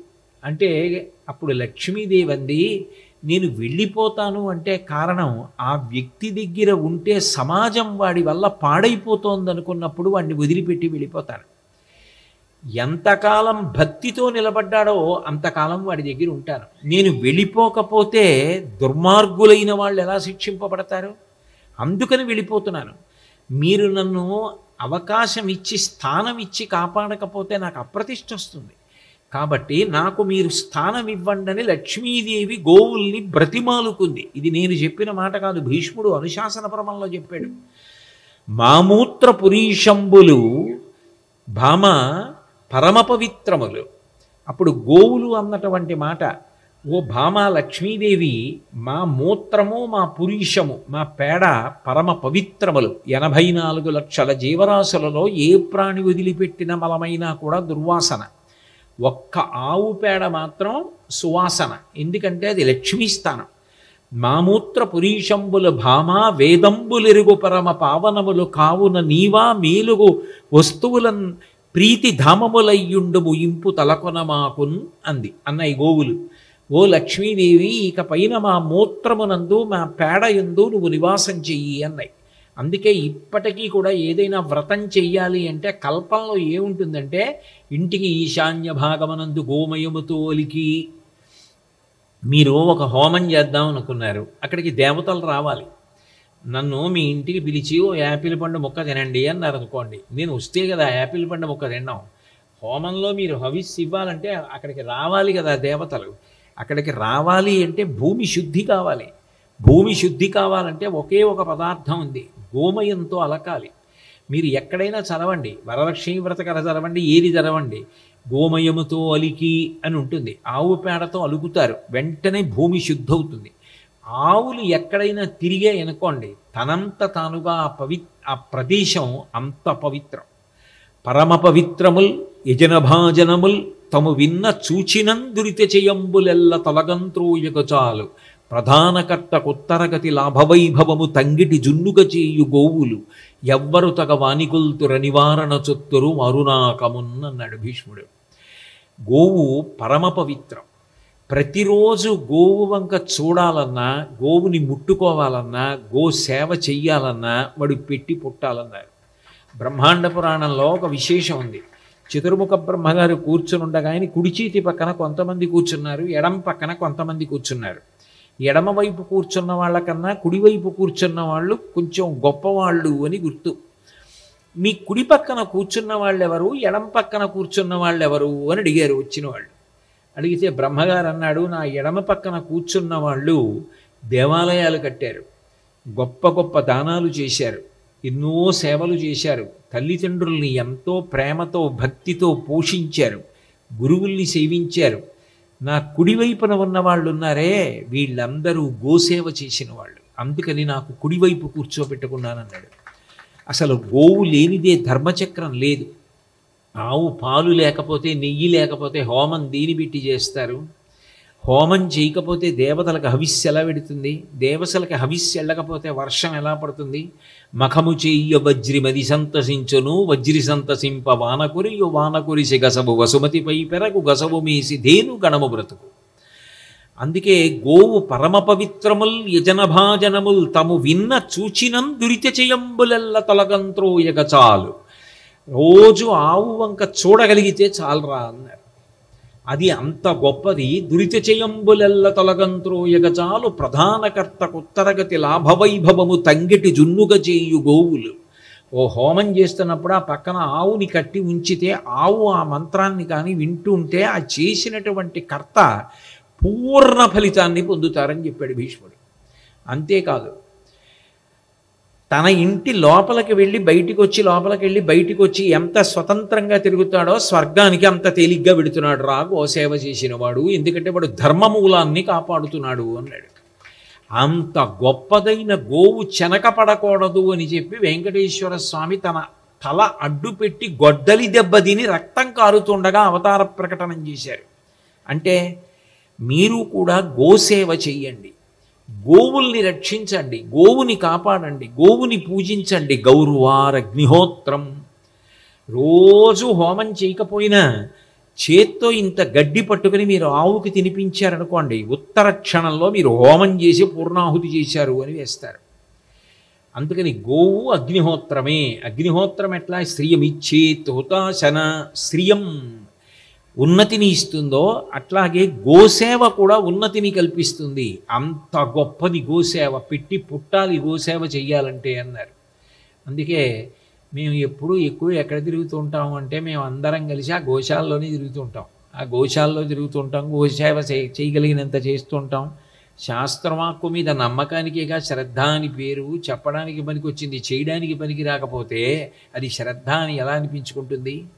కాబట్టి గో సంరక్షణం అనేటటువంటిది అంత గొప్పదని నిరూపించిన అవతారం వెంకటేశ్వర అవతారం. అన్నిటికన్నా ఈ సృష్టిలో చాలా చాలా గొప్పది ఏది అంటే అమ్మ. అమ్మని మించింది లేదు. వేదం నమస్కారం చెప్పినప్పుడు మొదటి నమస్కారం ఎవరికి అని అడిగింది. అడిగి జవాబు చెప్తూ మాతృదేవో భవ అంది. అమ్మ పరదేవతతో సమానము కాదు, అమ్మయే పరదేవత. లలితాపరాభట్టారిక మీ ఇంట కూర్చుంటే ఆమెయే అమ్మ. అమ్మ ఉన్న కొడుకుకున్న గొప్ప అదృష్టం ఏమిటో తెలుసా? అమ్మ స్నానం చేసిందా, అమ్మ స్నానం చేయలేదా, ఇవన్నీ ఏమీ లేవు. అమ్మ కనపడితే చాలు. అమ్మ కుర్చీలో కూర్చుంటే పొద్దున్నే భక్తితో అమ్మకి ప్రదక్షిణం చేసి నమస్కారం చేశాడనుకోండి, భూప్రదక్షిణ శక్యేన కాశీయాత్రాయుతేన చ సేతుస్నాన శతైర్యచ్చ తత్ఫలం మాతృవందనే. అమ్మకి ప్రదక్షిణం చేసి నమస్కారం చేస్తే వాడు ఆ రోజున భూమికి 6 మాటలు ప్రదక్షిణం చేసినట్టు, రామేశ్వర యాత్ర చేసి మహాసంకల్పంతో సముద్ర స్నానం చేసినట్టు, కాశీయాత్ర చేసినట్టు ఇన్ని ఫలితాలు అమ్మకి నమస్కారం చేస్తే ఇస్తారు. ఇందాక నేను అక్కడ కూర్చుని ఉండగా రాజుగారు వాళ్ళ అమ్మగారు నా పక్కన నించుని నాతో కలిపి ఓ ఛాయాచిత్రం తీసుకుంటున్నారు. నేను మనసులో, అమ్మా నేను అమ్మా అన్న మాటకి ఎంత పట్టాభిషేకం చేస్తానో మీకు తెలియదు, లేవకూడదని లేవలేదు తప్ప మర్యాద కాదు, సభలో మధ్యలో నిలబడ్డమని నేను నిలబడలేదు, కానీ తల్లి నేనే మీకు మానసికంగా ప్రదక్షిణం చేసి నమస్కారం చేస్తున్నానమ్మా అనుకున్నాను. అమ్మ అన్న మాట అంత గొప్పది. అమ్మ అన్న మాట దగ్గర ప్రేమ అన్న మాట పుట్టింది.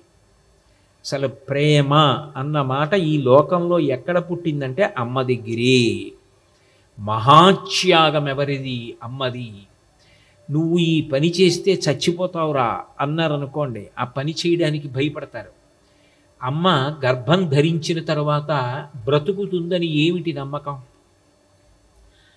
ప్రసవం అయినప్పుడు అంత నిత్తురు పోతుంది, ఒక్కొక్కసారి బిడ్డ అడ్డం తిరుగుతాడు, ఒక్కొక్కసారి ఉపద్రవం ఏర్పడుతుంది, అప్పుడు అమ్మ శరీరం వదిలేయవలసి ఉంటుంది. మృత్యువు ఎంత కష్టమో నిజానికి ప్రసవం అంత కష్టం.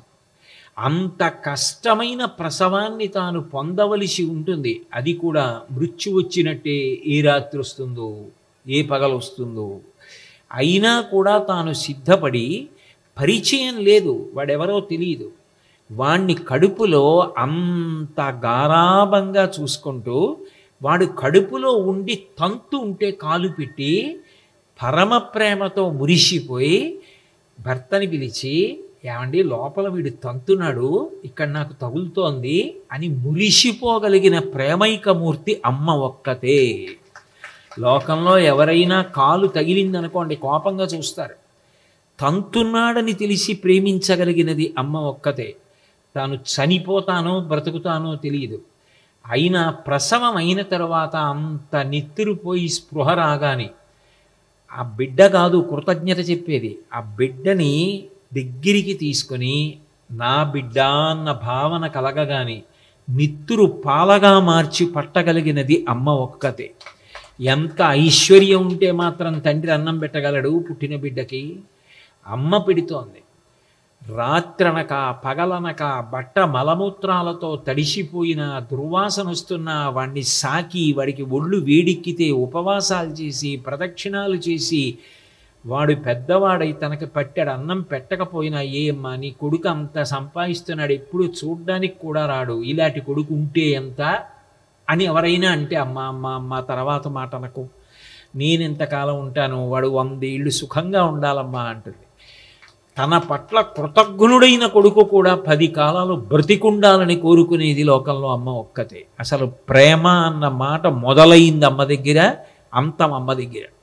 శంకరాచార్యుల వారంతటి వారు ఒక మాట అన్నారు, అమ్మా నా కోసం ఇన్ని కష్టాలు పడ్డావు, ఎంతంత అరుపులరిచావో ఆ ప్రసవంలో, చిట్ట చివరికి నాకు విహిత కర్మ ఏమిటి, నీకు పచ్చి బియ్యం తీసుకొచ్చి నీ నోట్లో చిట్ట చివర 3 గుప్పిళ్ళు పోస్తున్నాను, అదొక్కటే నా కర్తవ్యం. నువ్వు పాలు పట్టావు, కూరలు వండావు, పచ్చళ్ళు చేసావు, పిండి వంటలు వండావు, అన్నం కలిపావు, గోరుముద్దలు పెట్టావు, నువ్వు తినడం మానేశావు, చందమామని చూపించావు, కథలు చెప్పావు, ఎత్తుకు తిప్పావు, ఎంత కష్టపడ్డావమ్మా, నా కోసం అంత ఏడ్చావు, అంత తాపత్రయపడ్డావు. నేను గొప్పవాణ్ణి అయితే ఏ తల్లి కన్న బిడ్డో అనేటప్పటికీ పొంగిపోయావంతే, నా బిడ్డ ఇంత కీర్తివంతుడయ్యాడు చాలని పొంగిపోయావు తప్ప నువ్వేం కోరుకున్నావమ్మా అంటారు శంకరాచార్యుల వారంతటి వారన్నమాటది మాతృకా పంచకంలో.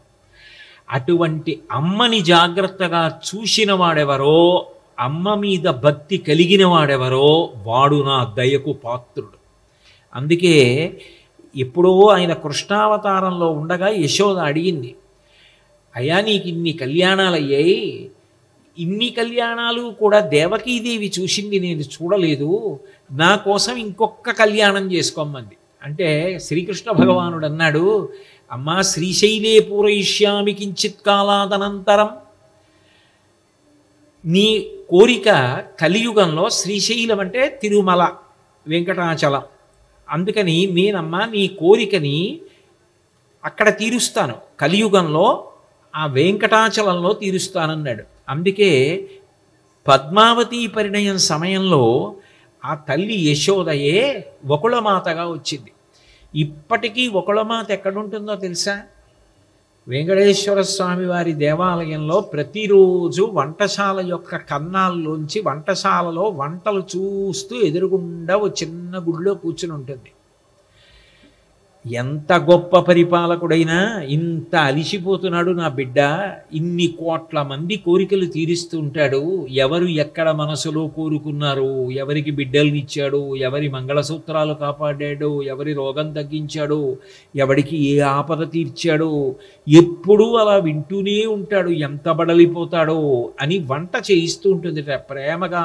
ఆవిడ అక్కడ కూర్చుని వంట చూస్తూ ఉంటుంది. మీరు ఇప్పటికీ చూడొచ్చు, ఆ కన్నాల్లోంచి చూస్తూ ఉంటుంది వకుళమాత. అమ్మ ఎక్కడో ఉండడం కాదు, అమ్మ నా దగ్గరే ఉండాలి. అమ్మ నా దగ్గర ఉండడం కాదు, అమ్మ దగ్గర నేను ఉండాలి. అమ్మ చేతి అన్నం తినడం అంత అదృష్టం.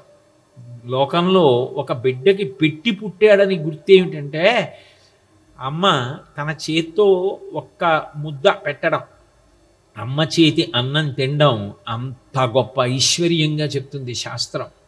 అటువంటి అమ్మని గౌరవించండి. నేను అమ్మ పట్ల ఇంత నిబద్ధతతో ఉన్నాను, అమ్మ కోసమని వీరొక అవతారమే తీసుకున్నాను. ఆ యశోదమ్మకి ఇచ్చిన మాట నిలబెట్టుకోవడానికి పద్మావతి పరిణయం చేసుకుని ఆవిడికి పెద్దరికం ఇచ్చి తల్లిగా నిలబెట్టి అందరికీ మా అమ్మ అని పరిచయం చేశాను. మీరు కూడా అమ్మని గౌరవించడం నేర్చుకోండి. అమ్మని గౌరవించినా, గోవుని గౌరవించినా, వారు ప్రత్యేకంగా నన్ను ఆరాధన చేసినా చేయకపోయినా వారికి నేను వశవర్తిని, వారిని నేను ఎప్పుడూ కాపాడుతూ ఉంటాను అని చెప్పడం వెంకటేశ్వర అవతారం యొక్క ప్రధానమైనటువంటి లక్షణం. అందుకే వెంకటేశ్వరుడు లోకానికి ఎలా ప్రకాశించాడు అన్న విషయాన్ని పరిశీలనం చేస్తే ఎన్నో విషయాలు మనకి అవగతమవుతాయి. ఓ, ఇలా ఉండడం వెంకటేశ్వర స్వామికి ప్రీతిపాత్రము అని అర్థం అవుతుంది. నిజానికి శ్రీ వెంకటేశ్వర దర్శనంలో ఎవరు ఆయనని బాగా ఆయన తత్వాన్ని పట్టుకుంటున్నారో దానికి ఆయన సంతోషిస్తాడు. ఆయన ప్రతిజ్ఞ చేసి చెప్పాడు, ఏకేన తులసి మాత్రదలేనాపి నరోత్తమ పూజయేద్భక్తిభావేన తంరక్షామితి మత్పణః అన్నాడు. నేను శ్రీనాథుణ్ణి, లక్ష్మి నా భార్య, సమస్త భూతములకు ఐశ్వర్యాన్ని కటాక్షించగలిగినది ఆవిడ. దేవేంద్ర పదవిని కూడా తన క్రీగంట ఇవ్వగలదు. శంకరాచార్యులు వారు కనకధారా స్తోత్రం చేస్తూ అంటారు, అంగం హరీహ పులకభూషణమాశ్రయంతి భృంగాంగనీ బముకుళాభరణం తమాలం అంగీకృతాకిల విభూతిరపాంగలీలా మంగళ్యదాస్తు మమ మంగళ దేవతాయాః ముగ్ధా ముహుర్విదధతి వదనే మురారేః ప్రేమత్రపా ప్రణిహితాని గతాగతాని మాలాదృశోర్మధుకరీవ మహోత్పలేయా సామీ శ్రియం దిశతు సాగర సంభవాయాః విశ్వామరేంద్ర పదవిభ్రమదాన దక్షం ఆనందహేతురధికం మురవిద్యుషోపి ఈశన్నిషీదతు మయిక్షణ వీక్షణార్థ ఇందీవరోదర సహోదరమిందిరాయాః అంటారు. ఆ తల్లి అమర ఇంద్ర పదవి, స్వర్గలోకానికి అధిపతి అయిన ఇంద్ర పదవిని ఇవ్వగలదు. అటువంటి తల్లి కూడా సంతోషపడిపోయేది ఏమిటి అంటే భర్తృస్పర్శ. వెంకటేశ్వర స్వామిని చూస్తే ఆవిడ అంత సంతోషపడిపోతుందట. ఆదిన్ శ్రీసతి కొప్పుపై తనువుపై అంశోత్తరీయంబుపై పాదాబ్జంబులపై కపోలతటిపై పాలిండ్లపై నూత్న మర్యాదంచెందు కరంబు క్రిందగుట ఆపైనా కరంబుంటమేల్ కాదే రాజ్యము గిజ్జముంచరతమే కాయంబు నాపాయమే అంటాడు వామనమూర్తి కథలో బలిచక్రవర్తి. ఆవిడ ఎంత పరవశించిపోతుందంటేట, ఆదిన్ శ్రీసతి కొప్పుపై, ఎప్పుడైనా శ్రీమన్నారాయణుడు ఆవిడ కొప్పు మీద చెయ్యి వేస్తే, ఆదిన్ శ్రీసతి కొప్పుపై తనువుపై ఆవిడ శరీరాన్ని స్పృశించిన, తనువుపై అంశోత్తరీయంబుపై ఆవిడ పవిట కొంగు పట్టుకున్న. పవిట కొంగు పట్టుకోవడం ఎందుకు? మరి గజేంద్రమోక్షణ ఘట్టంలో ఆ గజేంద్రుడు పిలిచేటప్పటికీ అలా వైకుంఠపురంబులో నగరిలో ఆమూల సౌదంబుదాపల మందార వనాంతరమృతధర ప్రాతేందు కాంతోపలోత్పల పర్యంకరమా వినోదియగు ఆపన్న ప్రసన్నుండు విహ్వల నాగేంద్రము పాహీ పాహీ అన కుయ్యాళించి సవరంభి అయి ఎక్కడో వైకుంఠంలో ఆ అమృత సరోవరం పక్కన ఉన్నటువంటి ఆ మణులతో నిర్మించిన వేదిక మీద లక్ష్మీదేవి యొక్క పవిట కొంగుని పట్టుకుని ఆడుకుంటున్నటువంటి శ్రీమన్నారాయణుడు గజేంద్రుడు రక్షించమని ఆర్తితో లావొక్కింతయులేదు ధైర్యము విలోలంబయ్యే ప్రాణంబుల ఠావుల్ దబ్బెను మూర్ఛవచ్చ తనుగుండశ్యం శ్రమంబయ్యడి నీవే తప్ప ఇతప్పరం బెరుగ మన్నింపందగున్ దీనునిన్ రావే ఈశ్వర కవవే వరద సంరక్షింపు భద్రాత్మక అనేటప్పటికీ పవిట కొంగు పట్టుకున్నానన్న విషయం కూడా మరిచిపోయి తన వెంటన్ సిరి లచ్చి వెంట నవరోధవ్రాతముందాని వెనక పక్షీంద్రుడును ధను కౌమోదికి శంఖచక్ర నికాయంబును ధ్వజనీకాంతుడు తావొచ్చి రొయ్యన వైకుంఠపురంబునన్ కలుగుమా రాబాల గోపాలమున్. ఆయన వెనకాతల లక్ష్మీదేవి ఆ పవిట కొంగు పట్టుకుని వెళ్ళిపోతుంటే ఎక్కడ పవిట కొంగు జారిపోతుందో అని రెండు చేతులతో పవిట కొంగు ఒక పక్కన అడ్డు పెట్టుకుని ఆయనేమో ఆ ముందు భాగం పట్టుకుని ఆ కొంగు పట్టుకుని ఆయన వెళ్ళిపోతుంటే ఆ తల్లి ఆ రోజున ఆయన్ని అనుగమించి వెళ్ళడానికి ఎంత కష్టపడి వెళ్ళిందో. అలా ఆదిన్ శ్రీసతి కొప్పుపై తనువుపై అంశోత్తరీయంబుపై పాదాబ్జంబులపై ఆమె యొక్క పాదములను పట్టుకున్నాడు. ఒకప్పుడు ఆమె సత్యభామాదేవిగా ఉన్నప్పుడు ఆ జలజాంతస్థిత కర్ణికంతిరి జలజాతేక్షను ఆ నువ్వు నన్ను పాదంతో తన్నావు, ఆ పాదం ఎంత నిప్పెట్టిందో అని ఆ సత్యభామ యొక్క పాదములు పట్టుకోలా.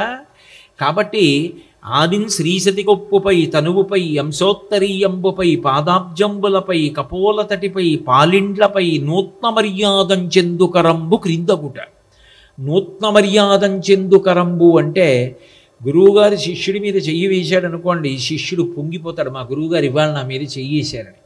అంతేగాని గురువుగారి మీద శిష్యుడు చెయ్యేస్తాడా? వీడు స్వామి ఆవిడ మీద ఎన్ని మాటలు చెయ్యి వేస్తే ఆవిడ అంత పులకరించిపోతుందట. లోకాల్ని పులకరింప చేయగలిగిన లక్ష్మి స్వామి స్పర్శకి పులకరించిపోతుందట. బహుకాలంబు తపించి వ్రతముల్ పాటించి కామించి నీ మహనీయోజ్వల పాదరేడు కణ సంస్పర్శాధికారంబు శ్రీ మహిళారత్నము తుల్లికాంచే ఇది ఏమం వెమియున్ లేక ఈయహి నీపాద యుగాహతింబడచనేడచ్చద్భుతం ఈశ్వర అంటారు కాళీయవర్ధన ఘట్టంలో. ఆ లక్ష్మీదేవి అంతటిది అంత తపస్సు చేసి కావాలి కావాలి కావాలని ఆయన గుణముల చేత వ్యామోహం పొంది స్వామిని పొందింది. అటువంటి లక్ష్మీదేవి ఆయన యొక్క కనుసన్నలలో ఉంటుంది. అంత ఇష్టం ఆవిడికి స్వామి అంటే, అసలు విడిచిపెట్టదు. నిత్యానపాయని ఆయన కృష్ణ పరమాత్మగా వస్తే ఆవిడ రుక్మిణీదేవిగా వచ్చేస్తుంది. అనగా ఆదిలక్ష్మి అయిన రుక్మిణితోడ క్రీడ సల్పుచున్న కృష్ణ చూచి పట్టణంబులోని ప్రజలుల్లసిల్లిని ప్రీతిలగుచు ముక్త భీతులగుచు అంటారు రుక్మిణీ కళ్యాణంలో. ఆయన కృష్ణ పరమాత్మగా వస్తే ఆవిడ రుక్మిణిగా వచ్చింది, ఆయన రామచంద్రమూర్తిగా వస్తే ఆవిడ సీతమ్మగా వచ్చేస్తుంది. శ్రీరమ సీతగాగ నిజ సేవక బృందము వీర వైష్ణవాచార జనంబుగాగ విరజానది గౌతమిగాగ వికుంఠమున్నారయ భద్రశైల శిఖరాగ్రముగాగ వసించు చేతనోద్ధారకుడైన విష్ణుడవు దశరథి కరుణాపయోనిధి అంటాడు గోపరాజు గారు దాశరథి శతకంలో. కాబట్టి ఆ తల్లి ఆయన ఏ రూపంతో వెళ్ళినా విడిచిపెట్టకుండా ఆయనతో పాటు వెడుతుంది. అందుకని నిత్యానపాయని. అటువంటి లక్ష్మి నా ఇల్లాలై ఉండగా నువ్వు నాకు కొత్తగా తెచ్చివ్వడానికి ఏముంది? ఒక పువ్వు తెస్తావా? అది నువ్వు సృష్టించింది కాదు. ఒక మొగ్గ పువ్వయ్య పువ్వులో సువాసన వచ్చింది అంటే అది నువ్వు నింపింది కాదు. అందులోకి మకరందం వచ్చింది అంటే ఆ తేనె నువ్వు పోసింది కాదు. దానికి ఆ రంగు వచ్చింది అంటే ఆ రంగు నువ్వు అలదింది కాదు. అన్ని చామంతి పువ్వు రేకులు కొన్ని వేలు ఒక్క తొడిమి మీద ఇలా విదిల్పినా రాలకుండా కూర్చున్నాయంటే అది నువ్వు కూర్చోపెట్టలేదు, అవన్నీ ఈశ్వర సృష్టిలో వచ్చాయి. నువ్వు తెచ్చివ్వడానికి అసలు సృష్టిలో నువ్వు చేసింది ఏముంది? శరీరమే నువ్వు సృష్టించుకోలేదు. చర్మము, రక్తము, మాంసము, కొవ్వు, అస్థి, శుక్ల, మేధ అనబడేటటువంటి 7 పదార్థాలతో దీన్ని భగవంతుడు సృష్టించి ఉంచాడు. 9 రంధ్రములు ఉన్న తోలుతిత్తిలో ఆయన యొక్క శాసనం అయ్యే వరకు 10 వాయువులు నిలబడి ఉండాలి. 2 కళ్ళు, 2 ముక్కులు, 2 చెవులు 6, నోరు 7, మలద్వారం 8, మూత్రద్వారము 9, 9 కన్నాలున్న తోలుతిత్తిలో ప్రాణ అపాన వ్యాన ఉదాన సమాన నాగ కూర్మ కృకర ధనంజయ దేవదత్తములనబడేటటువంటి 10 వాయువులు నిలబడి ఉండాలి. ఆయన శాసనం అయిపోయిందా తోలుతిత్తిలోంచి గాలి బయటికి వెళ్ళిపోతుంది. అంతటి మహానుభావుడు ఆయన. ఆయనకి నువ్విచ్చేదేమిటి? అందుకే ఆయన ప్రతిజ్ఞ చేశాడు వెంకటేశ్వర స్వామి గారిగా ప్రకటనం కాగానే, నేను కోరేదేమిటో తెలుసా? ఏకేన తులసి మాత్రదలేనాపి నరోత్తమ పూజయేద్ భక్తిభావేన తం రక్షామితి మత్పనః. ఎవరు నేను ఉన్నానని నమ్మి నేను చెప్పినట్టు బ్రతుకుదామని తాపత్రయపడుతున్నాడో, ఎప్పుడైనా ఒకవేళ తన వలన తప్పు జరిగితే, తప్పు చేశానే, స్వామివారికి ఆగ్రహం కలిగి ఉంటుందే, చిన్నపుచ్చుకుని ఉంటారే, నేను ఎందుకు చేశానా ఈ పని అని చాలా కుపితుడైపోయి సిగ్గుపడిపోయి ఇంటికి వెళ్ళగానే పూజామందిరంలో విగ్రహాలు కాదు భగవంతుడిని చంపలేసుకుని కన్నీరు పెట్టుకుని ఏడ్చి, స్వామి ఇంకెప్పుడూ నేను ఇటువంటి తప్పు చేయకుండా నన్ను కాపాడని అడుగుతున్నాడో అటువంటి వాడు నాకు ఇష్టం. తప్ప నువ్వు నాకు కొత్తగా ఇవ్వడానికి నేను ఇవ్వనిది నీ అంత నీకున్నది ఏమున్నదని నాకు ఇస్తావు? అసలు నువ్వే నా చేత సృజింపబడ్డావు, ఇంకా కొత్తగా నువ్వు నాకు ఇచ్చేది ఏమిటి? నువ్వు నాకు ఇవ్వగలిగినది ఒక్కటే, నేను చెప్పినట్లు బ్రతుకు, నాకు చాలు. అట్లా బ్రతికి ఒక్క తులసి దళం పట్టుకొచ్చి నా పాదముల మీద వెయ్యి. అలా ఎవరు వేశాడో వాడి వెంట నేను పరిగెడతాను. అందుకే ఆ అవతారానికి ఓ చమత్కారం ఉంది. అందులో ఆయన చెప్పిన విషయం సుప్రభాతంలో మనం చదువుతుంటాం. రేఖామయద్ధశుధా కలశాత పత్ర వజ్రంకుశాంబురుహ కల్పక శంఖ చక్రైః భవ్యైరలంకృతతో పరతత్వ చిహ్నై శ్రీవేంకటేశ చరణౌ శరణం ప్రపద్యే అంటారు. ఆయన యొక్క అరికాళ్లలో దివ్య చిహ్నాలు ఉన్నాయి. రేఖామయధ్వజ ధ్వజం ఉంది, సుధా కలశ అమృత కలశం ఉంది, వజ్రం ఉంది, అంకుశం ఉంది, ఇవన్నీ ఉన్నాయి. ఇప్పుడు నేను ఇవన్నీ వీటన్నిటి యొక్క విశేషం గురించి చెప్పాలి అంటే వారం రోజులు పడుతుంది. కాబట్టి నేను ఒక్క విషయాన్ని మీతో మనవి చేస్తాను. అసలు వెంకటేశ్వర స్వామి యొక్క అరికాళ్లలో రేఖలు ఉన్నాయి. ఎవరికి కనపడతాయి? ఇప్పుడు అరికాళ్లలో రేఖలు ఉన్నాయనుకోండి, అరికాళ్లలో రేఖలు చూడాలి అంటే, ఒక నిలబడిన వ్యక్తి యొక్క అరికాళ్లలో రేఖలు మనకి కనపడాలి అంటే మీరు ఎట్లా చూస్తారు? మీరు బలవంతంగా చూడలేరు కదా. అలా మీరు చూడాలంటే ఆయన ఏం చేయాలి? మిమ్మల్ని అనుగ్రహించడానికి ఒప్పుకోవాలి. అంటే ఆయన కూర్చోవాలి. కూర్చున్న తర్వాత ఆయన మిమ్మల్ని పిలిచి దగ్గర కూర్చోపెట్టుకోవాలి. కూర్చోపెట్టుకుని, ఏమయ్యా నా అరికాళ్లలో రేఖలు చూడాలని ఉందా, పట్టుకో అని ఆయన రెండు పాదములు ఎత్తి చేతులు చాపినటువంటి వాడి యొక్క చేతులలో తన పాదములు పెట్టాలి. పెడితే ఆ భక్తుడు దగ్గరికి చరిగి గుండెల మీద పెట్టుకొని, తల మీద పెట్టుకొని, గృహీత్వా హస్తాభ్యాం శిరసి నయనే వక్షసి వహన్ సమాశ్లిష్యాగ్రాయ స్ఫుట జలజగంధాన్ పరిమళాన్. ఆయన యొక్క కాళ్ళు గట్టిగా కౌగలించుకొని ఆ పాదాల మీద తలపెట్టి సువాసన చేత మత్తెక్కిపోయి అంబుజోదర దివ్యపాదారవింద చింతనామృతపాన విశేషమత్త చిత్తమేరీతి ఇతర విషయంబు చేర నేర్చు వినిత గుణశీల మాటలు వెయ్యునేలా అన్నట్టుగా ఆనందధార మనసులో సంతత ప్రవాహంగా ప్రవహిస్తుంటే ఆ పాదములు పట్టుకుని పైకి ఎత్తి చూడాలి అరికాళ్ల వంక. అంటే అందుకంటారు అన్నమాచార్యుల వారు, పరమయోగీంద్రులకు భావగోచరమైన సరిలేని పాదాంబుజముల గంటి అంటాడు. అది ఒక యోగి మాత్రమే చూడగలడు. ధ్యానంలో ఉన్నటువంటి వ్యక్తి అన్నిటిని మరిచిపోయి వెంకటేశ్వర ధ్యానం అంత గొప్పగా చెయ్యగలిగిన వాడెవరో వాడిని స్వామి అనుగ్రహిస్తే వాడు ఆయన పాదములు పట్టి పైకెత్తి అరికాళ్లలో ఉన్న చిహ్నములు చూడగలడు. ధ్వజ, అందుకే మొట్టమొదటి చిహ్నం ఏమిటంటే ధ్వజం. జెండా స్ఫుటంగా కనపడుతుంది. ఒక దేశ సార్వభౌమాధికారం అంతా ఒక జెండాలో ఉంటుంది. మనం మన దేశ పతాకం కనపడింది అనుకోండి, వెంటనే నమస్కారం చేస్తాం. దేశ గౌరవానికి అంతటికీ కూడా ఆ పతాకం చిహ్నం. అలా పతాకం ఎత్తుగా ఎగరేస్తాం, కింద ఎగరేయం, బాగా ఎత్తైన ప్రదేశంలో ఎగరేస్తాం స్తంభానికి కట్టి. అందరిలో నువ్వంత గొప్ప కీర్తివంతుడవై నా అనుగ్రహం చేత అందరి చేత నమస్కారం పొందగలిగినంత గొప్ప వ్యక్తిగా నిన్ను తయారు చేసి ఒక ధ్వజంలా నిలబెడతాను.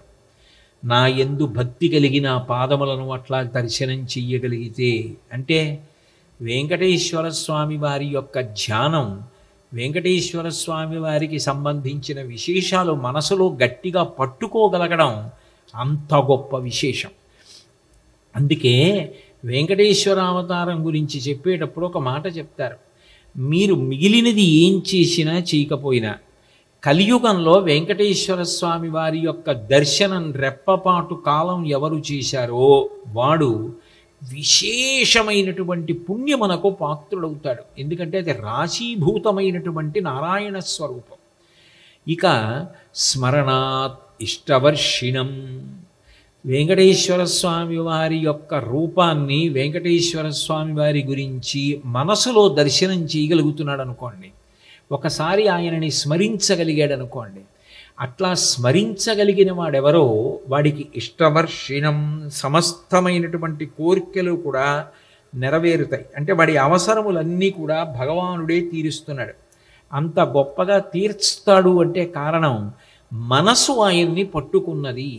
మీరు ఎదురుగుండా వెళ్ళి నిలబడినా మీ మనసు ఎక్కడికో వెళ్ళిపోయింది అనుకోండి, మీరు శారీరకంగా నిలబడ్డారేమో కానీ మనసుతో పట్టుకోలేకపోయారు. మీరు శారీరకంగా ఎక్కడో ఉన్నా మీ మనసు ఆయన పాదముల మీద నిలబడింది అనుకోండి, అది ఆయన కోరుకుంటాడు. ఇది నాకు కావాలి, నువ్వు అట్లా చెయ్యగలిగితే, అట్లా నన్ను పట్టుకోగలిగితే నీ అవసరములు ఏ ఉన్నాయో అవి తీర్చడం కాదు, పసిపిల్ల పారాడుతుంటే తల్లి వెనకాతలే ఉండి ఎలా కాపాడుకుంటుందో అట్లా నిన్ను నేను కాపాడుకుంటాను. అందుకే స్మరణాత్ ఇష్టవర్షిణం, వెంకటేశ్వర స్వామి వారి యొక్క స్మరణం ఒక్కటి చాలు అన్నాడు. మీరు చూడండి, వెంకటాచల క్షేత్రంలో దర్శనానికి వెళ్ళి వచ్చేసిన వ్యక్తి ఉంటాడు. ఏదో నిన్ననే వచ్చానండి తిరుమల నుంచి అని ప్రసాదం పట్టుకొస్తూ ఉంటారు. మీరు ఆ ప్రసాదం తీసుకొని, ఏమండి వెంకటాచలం వెళ్ళారా, ఎలా చేశారు, దర్శనం బాగా జరిగిందా, సంతోషంగా చూశారా స్వామిని, ఆనందంగా నమస్కారం చేసి వచ్చారా అన్నాడు అనుకోండి, అయ్యో ఎంత బాగా జరిగిందండి, నేను నా భార్య, మా పిల్లలు, కోడలు, అల్లుడు, మనవలు అందరం కలిసి వెంకటేశ్వర స్వామి వారి దేవాలయం మొట్టమొదటి గడప దగ్గరికి చేరగానే అక్కడ ఉన్నటువంటి గొట్టానికి ఉన్న కన్నాలలోంచి నీళ్లు పడుతున్నాయి.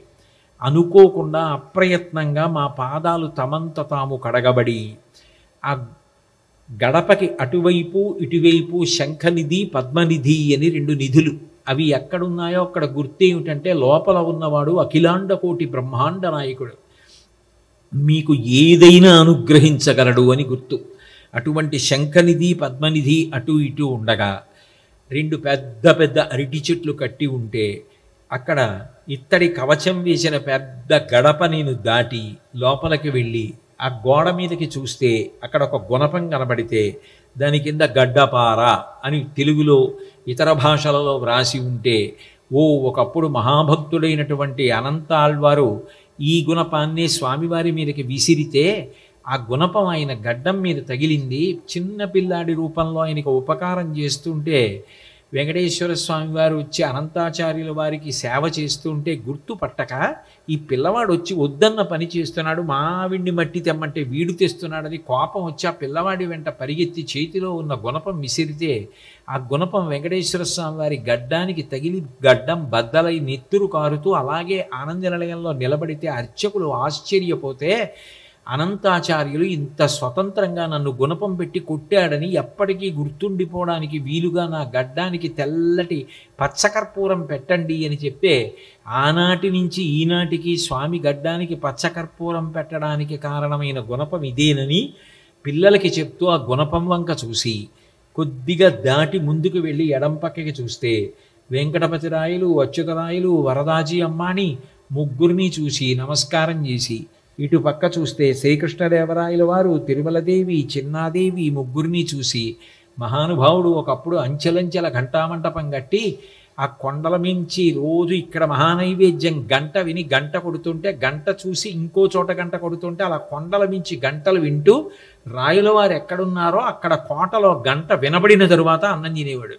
అంతటి మహాభక్తుడు రాయలవారని చెప్పి సాహితీ సమరాంగణ సార్వభౌముడు, లలిత కళాప్రియుడు, కవి పండిత పోషకుడు, విద్వత్కవి అని కృష్ణదేవరాయల వారిని, తిరుమలదేవిని, చిన్నాదేవిని చూసి ఎంత అదృష్టవంతుడో, బ్రతికుండగానే తన విగ్రహాన్ని, భార్యల విగ్రహాల్ని ఇక్కడ పెట్టుకున్నాడని వాళ్లకో నమస్కారం చేసి ఆ పక్కన ఎడం పక్కన ఉన్నటువంటి రంగనాయకుల మంటపంలోకి వెళ్ళి 7 పడగలతో ఉన్నటువంటి ఆదిశేషుడికి ప్రదక్షిణం చేసి అక్కడ ఉన్న చిన్న అరుగు మీద కూర్చుని ఉంటే అధికారులు వచ్చి అయ్యా మిమ్మల్ని దర్శనానికి రమ్మంటున్నారు, వదిలిపెట్టారు రండి అంటే ఒకసారి ఇలా ప్రదక్షిణంగా వస్తానండి అని బయటికి వచ్చి మెట్ల మీద నిలబడి పక్కన ఉన్నటువంటి తిరుమల రాయ మంటపం వంక చూస్తే దాని మీద ఉన్న ఒక పెద్ద ఇత్తడి ఫలకం మీద ఒకప్పుడు దక్షిణ దేశం మీదకి ఇతర విశ్వాసాల వారు వచ్చి దండయాత్ర చేసినప్పుడు ఇక్కడికి శ్రీరంగంలో ఉన్న రంగనాయక స్వామి వారిని తీసుకొచ్చి ఉంచారు కాబట్టి ఈ మంటపానికి రంగనాయకుల మంటపం అన్న పేరు వచ్చిందన్న విషయాన్ని చదివి పిల్లలకి చెప్పి అక్కడి నుంచి దిగి ప్రదక్షిణంగా వెడుతుంటే చతురస్రాకారంలో ఇత్తడితో చేయబడినటువంటి ఆ అమరికలో వాళ్ళ వ్యాపార సంస్థలకి సంబంధించినటువంటి చిన్న చిన్న అట్టముక్కలు గుచ్చినటువంటి భక్తుల యొక్క అమాయకత్వాన్ని, రూపాయి కాసులు అవి నొక్కినటువంటి భక్తుల్ని గుర్తు తెచ్చుకొని నవ్వుకుని ఆ వెనక నుంచి అట్లా తిరిగి కుడివైపుకి వస్తే అక్కడ ఎడం చేతి వైపుకి కళ్యాణ మండపం, ఆ కళ్యాణ మండపానికి అరుగు మీద కూర్చునేటటువంటి దేవస్థానం అధికారులు, ఇక్కడ వేదిక మీదే 2 ఆసనాలు వేస్తారు. స్వామివారు ఉభయనాంచారుడు కళ్యాణం జరిగిన తర్వాత ఒక ఆసనంలోకి తీసుకొస్తారు, ఇక్కడే వస్త్ర బహుమానం చేస్తారని పిల్లలకి వాళ్ళకి చెప్పి కొంచెం దాటి ముందుకు వెడుతుంటే ఎర్రగా ఉన్నటువంటి వంటకు ఉపయోగించే ఇంధన సంబంధమైన వాయువు వెళ్ళే గొట్టం కనపడితే జాగ్రత్తగా నడవరా కాళ్ళకి తగులుతుందని కొడుక్కి చెప్పి తెలియక మనవడు అక్కడ ఉన్న ఇత్తడి గిరికీలు ఆ తడికి లాంటిదనివి తిప్పుతుంటే తప్పురా దేవస్థానం సొమ్ము అలా తిప్పకూడదు పాడైపోతుందని ఆ కుడి చేతి వైపు చూస్తే రాజా తోడర్మల్, మాతా మోహనాంగి, పితాబి ముగ్గురు కనపడితే విగ్రహాలు.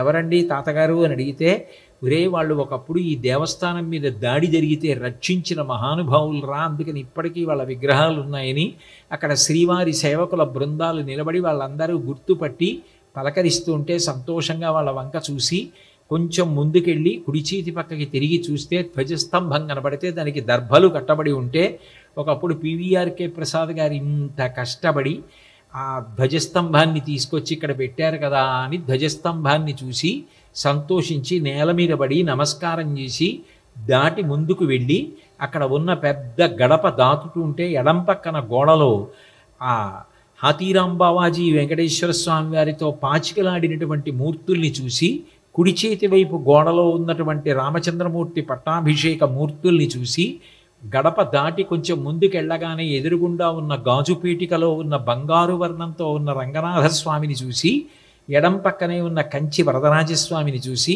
లోపల వెంకటేశ్వర స్వామి, ఇక్కడ శ్రీరంగం, ఇక్కడ కంచి వరదరాజులు, ఆ లోపల వెంకటేశ్వరుడు, ఇదొక గొప్ప త్రికోణం, ఇందులోకి మనం ప్రవేశించబోతున్నామని కొంచెం ముందుకెళ్ళి వరదరాజస్వామి దర్శనం చేసి లోపలికి వెళ్ళి కుడి పక్కకి తిరగగానే గరుత్మంతుడు ఇలా రెక్కలు విప్పి ఉంటే ఆ రెక్కలు విప్పి ఉన్నటువంటి గరుత్మంతుడు లేతాకుపచ్చ పట్టుపంచ కట్టుకుని ఎర్రటి అంచుతో ఉంటే ఆ గరుత్మంతుడిని చూసి నమస్కారం చేసి ఎడం పక్కకి తిరిగి ముందుకు వెడుతుంటే భక్తులందరూ గోవిందా గోవిందా నడుస్తూ స్వామి దర్శనానికి నడుస్తుంటే ముందు వెడుతున్నటువంటి వ్యక్తి పిల్లాన్ని భుజాల మీద కూర్చోబెట్టుకుని వెడుతుంటే బాబు స్వామివారు కనపడరు కిందకి దింపమంటే ఆ పిల్లాన్ని దింపి వాడు వెళ్తుంటే అక్కడ ఉన్న జై విజయుల యొక్క మంటపాలలోంచి 2 ప్రమిదలు దీపాలు వెలుగుతుంటే వీళ్ళిద్దరూ చూశారా ఇలా చూపిస్తున్నారు, శౌచంతో లోపలికి వెళ్ళాలని గుర్తని చెప్పి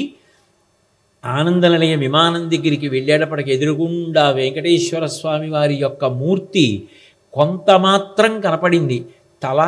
తల మీద కిరీటం మీద ఉన్నటువంటి ఆ తోమాల చూసి ఆనందపడిపోతూ 2 చేతులు జోడించి అన్ని శబ్దాలు ఆపేసి గోవిందా అని కూడా అనకుండా అలాగే 2 చేతులు జోడించి దగ్గరికి వెడితే మొదటి గడప దగ్గర నిలబెట్టి తెర తీసేటప్పటికి అద్భుతమైనటువంటి పద్మపీఠం, స్వామివారి యొక్క పాదాలు, దాని మీద పెట్టిన తొడుగులు, మోకాళ్ళ కిందకి వేలాడుతున్నటువంటి ఆ ఆభరణాలు, బలిష్టమైనటువంటి ఏనుగు తొండం లాంటి తొడలు, కుడి చేతి వైపు చూపిస్తున్నటువంటి ఆ కుడి చెయ్యి, ఆ కిందకి ఉన్నటువంటి ఆ చేతి వేళ్ళు, చేతిలో ఉన్న గీతలు, పొదగబడినటువంటి వజ్రాలు, ఆ చేతికి అలంకారం చేయబడిన బంగారు తొడుగులు, ఆ కుడి చేతిలో పట్టుకున్నటువంటి చక్రం, ఆ పైన చెవులకు పెట్టినటువంటి ఆ మకర కుండలాలు, ఆ పైన ఉన్నటువంటి కిరీటం, సున్నా చుట్టినట్టుగా ఉన్నటువంటి నోరు,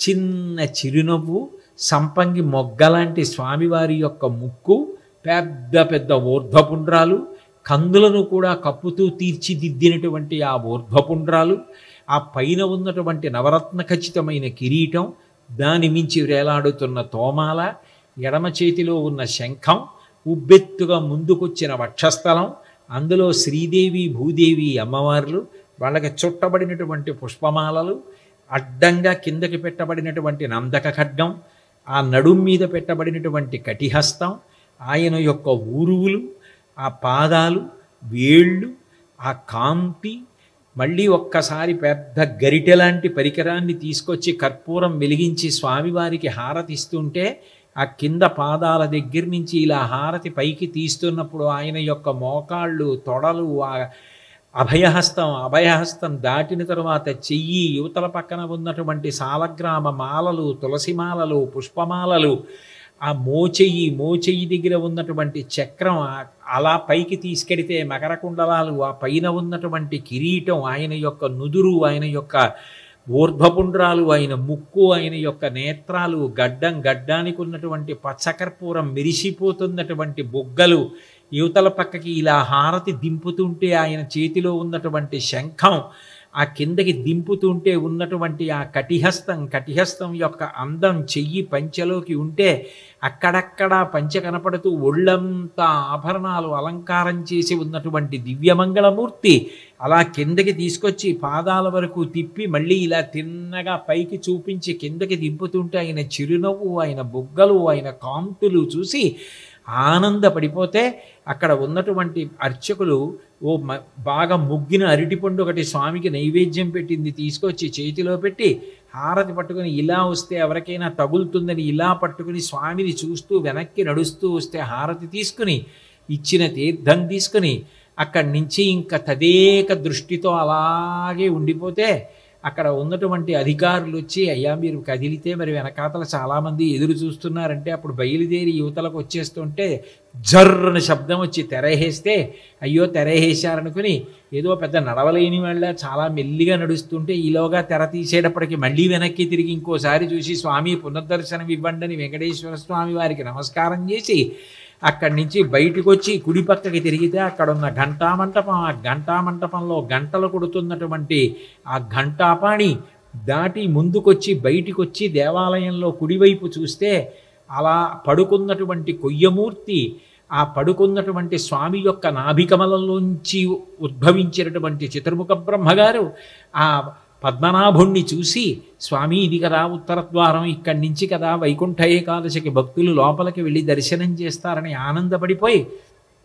కొంచెం ముందుకు వెడితే కనపడిన బావి చూసి ఓహో ఈ బావిలో కదా నీళ్లు తోడి రోజు వెంకటేశ్వర స్వామి వారికి ప్రసాదం వండుతారని కొంచెం ముందుకెళ్ళి మెట్లెక్కి ఎడం పక్కకి తిరిగితే అక్కడ వకుళమాత కనపడితే ఆవిడ ఎదురుగుండా ఉన్న గోడ కన్నాల్లోంచి వెంకటేశ్వర స్వామికి చేసే వంటలన్నీ చూస్తుంటే ఆ వకుళమాతకి నమస్కారం చేసి అమ్మ రోజు ఆయనకి నువ్వంటే అంత భక్తి, తల్లివి కదా, నీ కాళ్ళు పట్టడానికి వస్తాడు కదా, ఇవాళ రాత్రి నీ కాళ్ళు పట్టడానికి వచ్చినప్పుడు కాకినాడ నుంచి చాగంటి కోటేశ్వరరావు వచ్చాడని ఒక్క మాట చెప్పమ్మా అంటే ఆ తల్లి గురే నువ్వు ఇంకా చెప్పమని అడుగుతున్నావు, నిన్న రాత్రి కాళ్ళు పడుతున్నప్పుడు చెప్పాడు రా వస్తున్నాడమ్మా కాకినాడ నుంచి కోటేశ్వరరావు వస్తున్నాడని చెప్పాడు, అలా నా కొడుకు గుర్తుపెట్టుకునేటట్టు బ్రతకరా అని చెప్పి ఒకళ్ళ చెప్పి చేతిలో అప్పం పెడితే అప్పం తీసుకుని అక్కడి నుంచి ముందుకొచ్చి ఎడంచేతి పక్కన మెట్ల మీద బొమ్మల వరుస పెట్టినట్టుగా సుగ్రీవుడు, ఆజ్ఞాపాలక హనుమ వీళ్ళందరూ ఉంటే పెద్ద మజ్జిగరిటితో ఇచ్చినంత తీర్థం ఇస్తే ఆ తీర్థం తాగి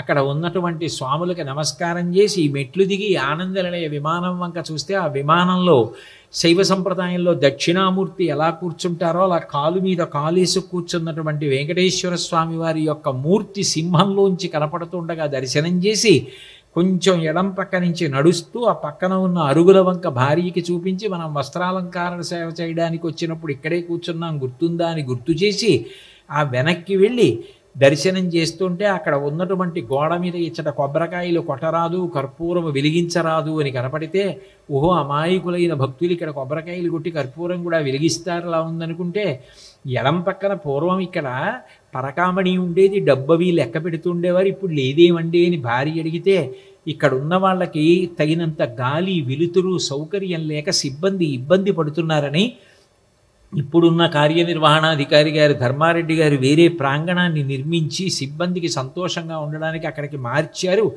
ఆ పరకామణి అంతా అని భార్యకి చెప్పి కొంచెం ముందుకెళ్ళి మెట్లెక్కి ఎడం పక్కకి తిరిగితే స్వామివారికి చందనం తీసేటటువంటి పరిచారికులు ఒకళ్ళు ఇటుపక్కకి తిప్పుతుంటే ఒకళ్ళు అటుపక్క నుంచి తిప్పుతుంటే ఆ చందనం హనుమాన్ చాలీసా చదువుతూ చందనం తీస్తుంటే అదంతా చూసి ఆనందపడిపోయి అక్కడి నుంచి ముందుకొచ్చి ఆ మెట్లు 3 మెట్లుంటే ఆ మెట్లెక్కి అరుగు మీద నించుని విమానంలో వెంకటేశ్వర స్వామి వారిని చూస్తే లోపల ధ్రువమూర్తి ఎలా ఉంటారో అట్లాగే ఉన్న వెంకటేశ్వరుడు, ఎడంచేతి పక్కన ఉన్నటువంటి ఆంజనేయ స్వామి తోక పైకెత్తి వెంకటేశ్వర స్వామి పక్కన ఆడుకుంటున్న బాలకృష్ణుడు, ఆయన పక్కన రెక్కలు విప్పిన గరుత్మంతుడు చూసి ఈయన విమాన వెంకటేశ్వరుడు, ఈయన దర్శనం చేస్తే లోపల ఉన్న ధ్రువమూర్తిని దర్శనం చేసినట్టే అని నమస్కారం చేసి అక్కడి నుంచి కొంచెం ముందుకెళ్ళి లోపలికి వెడితే అక్కడ ఉన్నటువంటి పరిమళపు అర, అందులోకి అక్కడ ఉన్నటువంటి సబేరా అంటారు, అందులోకి వెడితే వెంకటేశ్వర స్వామి వారికి ఒళ్ళు తుడిచినటువంటి వస్త్రాన్ని తీసుకొచ్చి కళ్ళజోడు తీసేయండి కోటేశ్వరరావు గారు అని ముఖం మీద పెడితే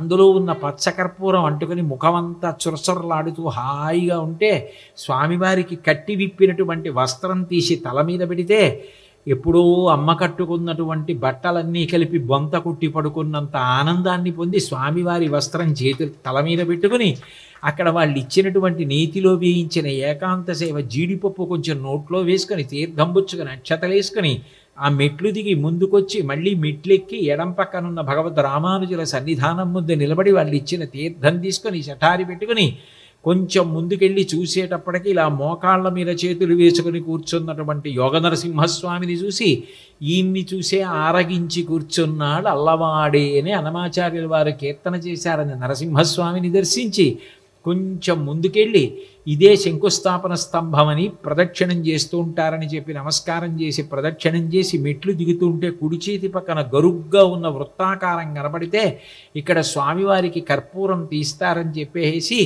ఆ వ్రాయబడి ఉంటే అక్కడ శ్రీకారం రాసేవాళ్ళు, ఓంకారం రాసేవాళ్ళు భక్తుల యొక్క అమాయకత్వాన్ని చూసి నవ్వుకుని మెట్లు దిగి యువతలకొచ్చి ఆ హుండీ పక్కన ఉన్న అరుగు మీద కూర్చుని ఆ ఎదురుగుండా చూస్తే గాజు పేటికలలో వెంకటేశ్వర స్వామి వారి కథంతా ఉండి కుబేరుడి దగ్గర అప్పు తీసుకున్న ఘట్టం కనపడుతుంటే ఇక్కడ కూర్చుని కుబేర దర్శనం చేస్తే డబ్బులు బాగా వస్తాయంటారే, బాగా చూడని భార్యకి చెప్పి నమస్కారం పెట్టి లేచి జాగ్రత్తగా బొడ్డులోంచి ఏదో కొంత ద్రవ్యం తీసి హుండీ దగ్గరికి వెళ్ళి హుండీలో వదిలేసి ప్రదక్షిణంగా యువతలకొచ్చి గోడలో ఉన్నటువంటి వెండి లక్ష్మీదేవి అందరూ పాదాలు అందక ఎగురుతుంటే బాగా పొడవుగా ఉన్నందుకు చేతులు పొడుగ్గా ఉన్నందుకు ఇవాళ సార్థక్యం చెందిందని 2 చేతులు ఎత్తి లక్ష్మీదేవి పాదాలు ముట్టుకుని తెల్లవారుజామున చల్లగా ఉన్న తల్లి పాదాలు కళ్ళకద్దుకుని కొంచెం ముందుకొచ్చి తడిగా ఉన్నటువంటి నేల మీద కళ్ళజోడు తీసి కొడుక్కిచ్చేసి సాగిలబడి సాష్టాంగ నమస్కారం లేచి ఉత్తరీయంతో ముఖం దుడుచుకుని మళ్ళీ కళ్ళజోడు పెట్టుకుని ఎడంచేతి వైపుకి తిరిగి మెట్లెక్కి బయటికి వచ్చి ధ్వజస్తంభం దాటి అక్కడ ఉన్న మెట్ల మీద కూర్చుని వాళ్ళు ఇచ్చిన చక్కెర పొంగలి పులిహార అవి ప్రసాదం తిని చేతులు కడుక్కుని సామాన్య భక్తులు వెళ్ళే దగ్గర ప్రసాదం కూడా తిందామని చెప్పి కొడుకుని ఒకవైపుకి వెళ్ళమని నా భార్యని ఒకవైపుకి వెళ్ళమని నేను ఒకవైపుకి వెళ్ళి చక్కెర పొంగలి పులిహార లడ్డూ తెచ్చుకుని అందరం తెల్లవారుజామున అక్కడ పంచుకుని తినేసి పంపు గొట్టంలో చేతులు కడుక్కుని నీళ్లు తాగి అవతల వైపు నుంచి యువతల వైపుకి వస్తుంటే అక్కడ స్వామివారి ఊరిరిగింపులో వాడిన కాగడాలు అక్కడ పెట్టి ఉంటే కొంచెం జిడ్డుతో నీళ్లు పెడుతుంటే కాలు జారుతుంది జాగ్రత్తని భార్య చెయ్యి పట్టుకుని మళ్ళీ యువతల వైపుని తెచ్చి తిరిగి వచ్చి రంగనాయకుల మంటపంలో కూర్చుని ఆశీర్వచనం అందుకని స్వామివారి యొక్క ఉత్తరీయం కప్పించుకుని పెద్ద పెద్ద లడ్డూ ప్రసాదాలు తీసుకుని బయటికి వెళ్ళి నిలబడితే కొడుకు గబగబా పెద్ద పెద్ద లడ్డూలు తీసుకొస్తే ముక్క విరిచి తింటుంటే భార్య ఏమండి మధుమేహం జ్ఞాపకం తెచ్చుకోండి అంటే ఇప్పుడు అట్లాంటివి గుర్తు చేయకని చెప్పి లడ్డూ ముక్క తినేసి అక్కడి నుంచి సంతోషంగా మళ్ళీ ఎప్పుడో వెంకటాచలం వచ్చేదని మళ్ళీ మాకు ఇచ్చినటువంటి ఆ నివాస స్థానానికి వెళ్ళి బట్టలు సర్దుకుని మళ్ళీ వాహనం ఎక్కి కొండ దిగిపోతుంటే కోటేశ్వరారు మనసు ఎంత బరువుగా అనిపించిందో, అంత గొప్పగా దర్శనం చేసుకొచ్చానండి అని చెప్పాడు అనుకోండి ఒక ఆయన. వెంకటాచలం వెళ్ళొచ్చినవాడు ఆయన అంత బాగా జ్ఞాపకం పెట్టుకుని స్మరించాడే. ఆ స్మరణాత్ ఇష్టవర్షిణం, వెంకటేశ్వర స్వామి వారికి అత్యంత ప్రీతిపాత్రం అదిట. నాకు ఎవరు నన్ను బాగా జ్ఞాపకం పెట్టుకొని అలా మనసుతో స్మరిస్తూ ఉంటారో వాళ్ళ పట్ల నేను పరమ ప్రసన్నుండవుతానంటట. అంత గొప్ప అవతారం స్వామి. స్వేచ్ఛయా క్రీడతి తత్ర, ఆయన అక్కడ ఉన్నట్టు ఉంటాడు. కానీ ఎక్కడెక్కడ ఆయన గురించి చెప్పుకుంటుంటే అక్కడక్కడికి వచ్చి అందరిలో కూర్చుని అందరి మనసులలో ఉన్నటువంటి భక్తిని అందుకుంటాడు. ఇప్పుడు నేను చెప్తుండగా మీ అందరూ మానసికంగా తిరుమల క్షేత్రానికి వెళ్ళి చేసిన వెంకటేశ్వర దర్శనం మీ అందరూ ఇవాళ తిరుమల వెళ్ళి దర్శనం చేసేసినట్టే మీ ఖాతాల్లో వేస్తారు. అంతటి గొప్ప మూర్తి, ఆపద్బాంధవుడు, అనాథరక్షకుడు. అటువంటి శ్రీ వెంకటేశ్వరుడు యొక్క నామం గురించి కానీ ఆయన గురించి కానీ ఒక్క పలుకు పలికినా చాలు, జగద్రక్షకుడు. అటువంటి స్వామివారి యొక్క బ్రహ్మోత్సవాలు జరుగుతుండగా అందున అష్టమ బ్రహ్మోత్సవం ఇంత గొప్ప హోమం జరిగి మహాపూర్ణాహుతి జరిగి ఆ తర్వాత కళ్యాణం జరిగి ఇంత వైభవోపేతంగా ఇన్ని జరిగినటువంటి ప్రాంగణంలో ఆ స్వామి గురించి 4 మాటలు చెప్పుకోగలిగినా నేను భాగ్యవంతుణ్ణి. ఇంత గొప్ప అవకాశం పొందినందుకు ఇన్ని వందల మంది జనం అంత నిశ్శబ్దంగా, అసలు ఇక్కడ ఎవరైనా ఉన్నారా అనుకునేంత నిశ్శబ్దంగా నిలబడి కూర్చుని, గట్లు కనబడితే గట్లు మీద కూర్చున్నారు, కుర్చీలు కనబడితే కుర్చీలు, నిలబడ్డ వాళ్ళు నిలబడ్డారు. ఇంత క్రమశిక్షణతో వినగలిగినంత భక్తి ప్రేమ కలిగిన మీ అందరి మధ్య ఇవాల్టి సాయంకాలం కొంతసేపు గడిపి స్వామివారికి నా యొక్క మాటలని పుష్పములుగా సమర్పించుకునే భాగ్యాన్ని పొందినందుకు మనసులో ఎనలేని ఆనందాన్ని పొందుతూ స్వామివారి యొక్క పాదములు పట్టి నమస్కరిస్తూ మీ అందరికీ హృదయపూర్వక కృతజ్ఞతలు తెలియచేస్తూ సెలవు తీసుకుంటున్నాను. మంగళాశాసనపరై మదాచార్య పురోగమై సర్వైశ్చ పూర్వైరాచార్యై సత్కృతాయాస్తు మంగళం. మంగళం కౌసలేంద్రాయ మహనీయ గుణాత్మనే చక్రవర్తి తనూజాయ సర్వభౌమాయ మంగళం. ఉమాకాంతాయ కాంతాయ కామితార్థప్రదాయినే శ్రీగిరీశాయ దేవాయ మలినాథాయ మంగళం. సర్వం శ్రీ ఉమామహేశ్వర పరబ్రహ్మార్పణం.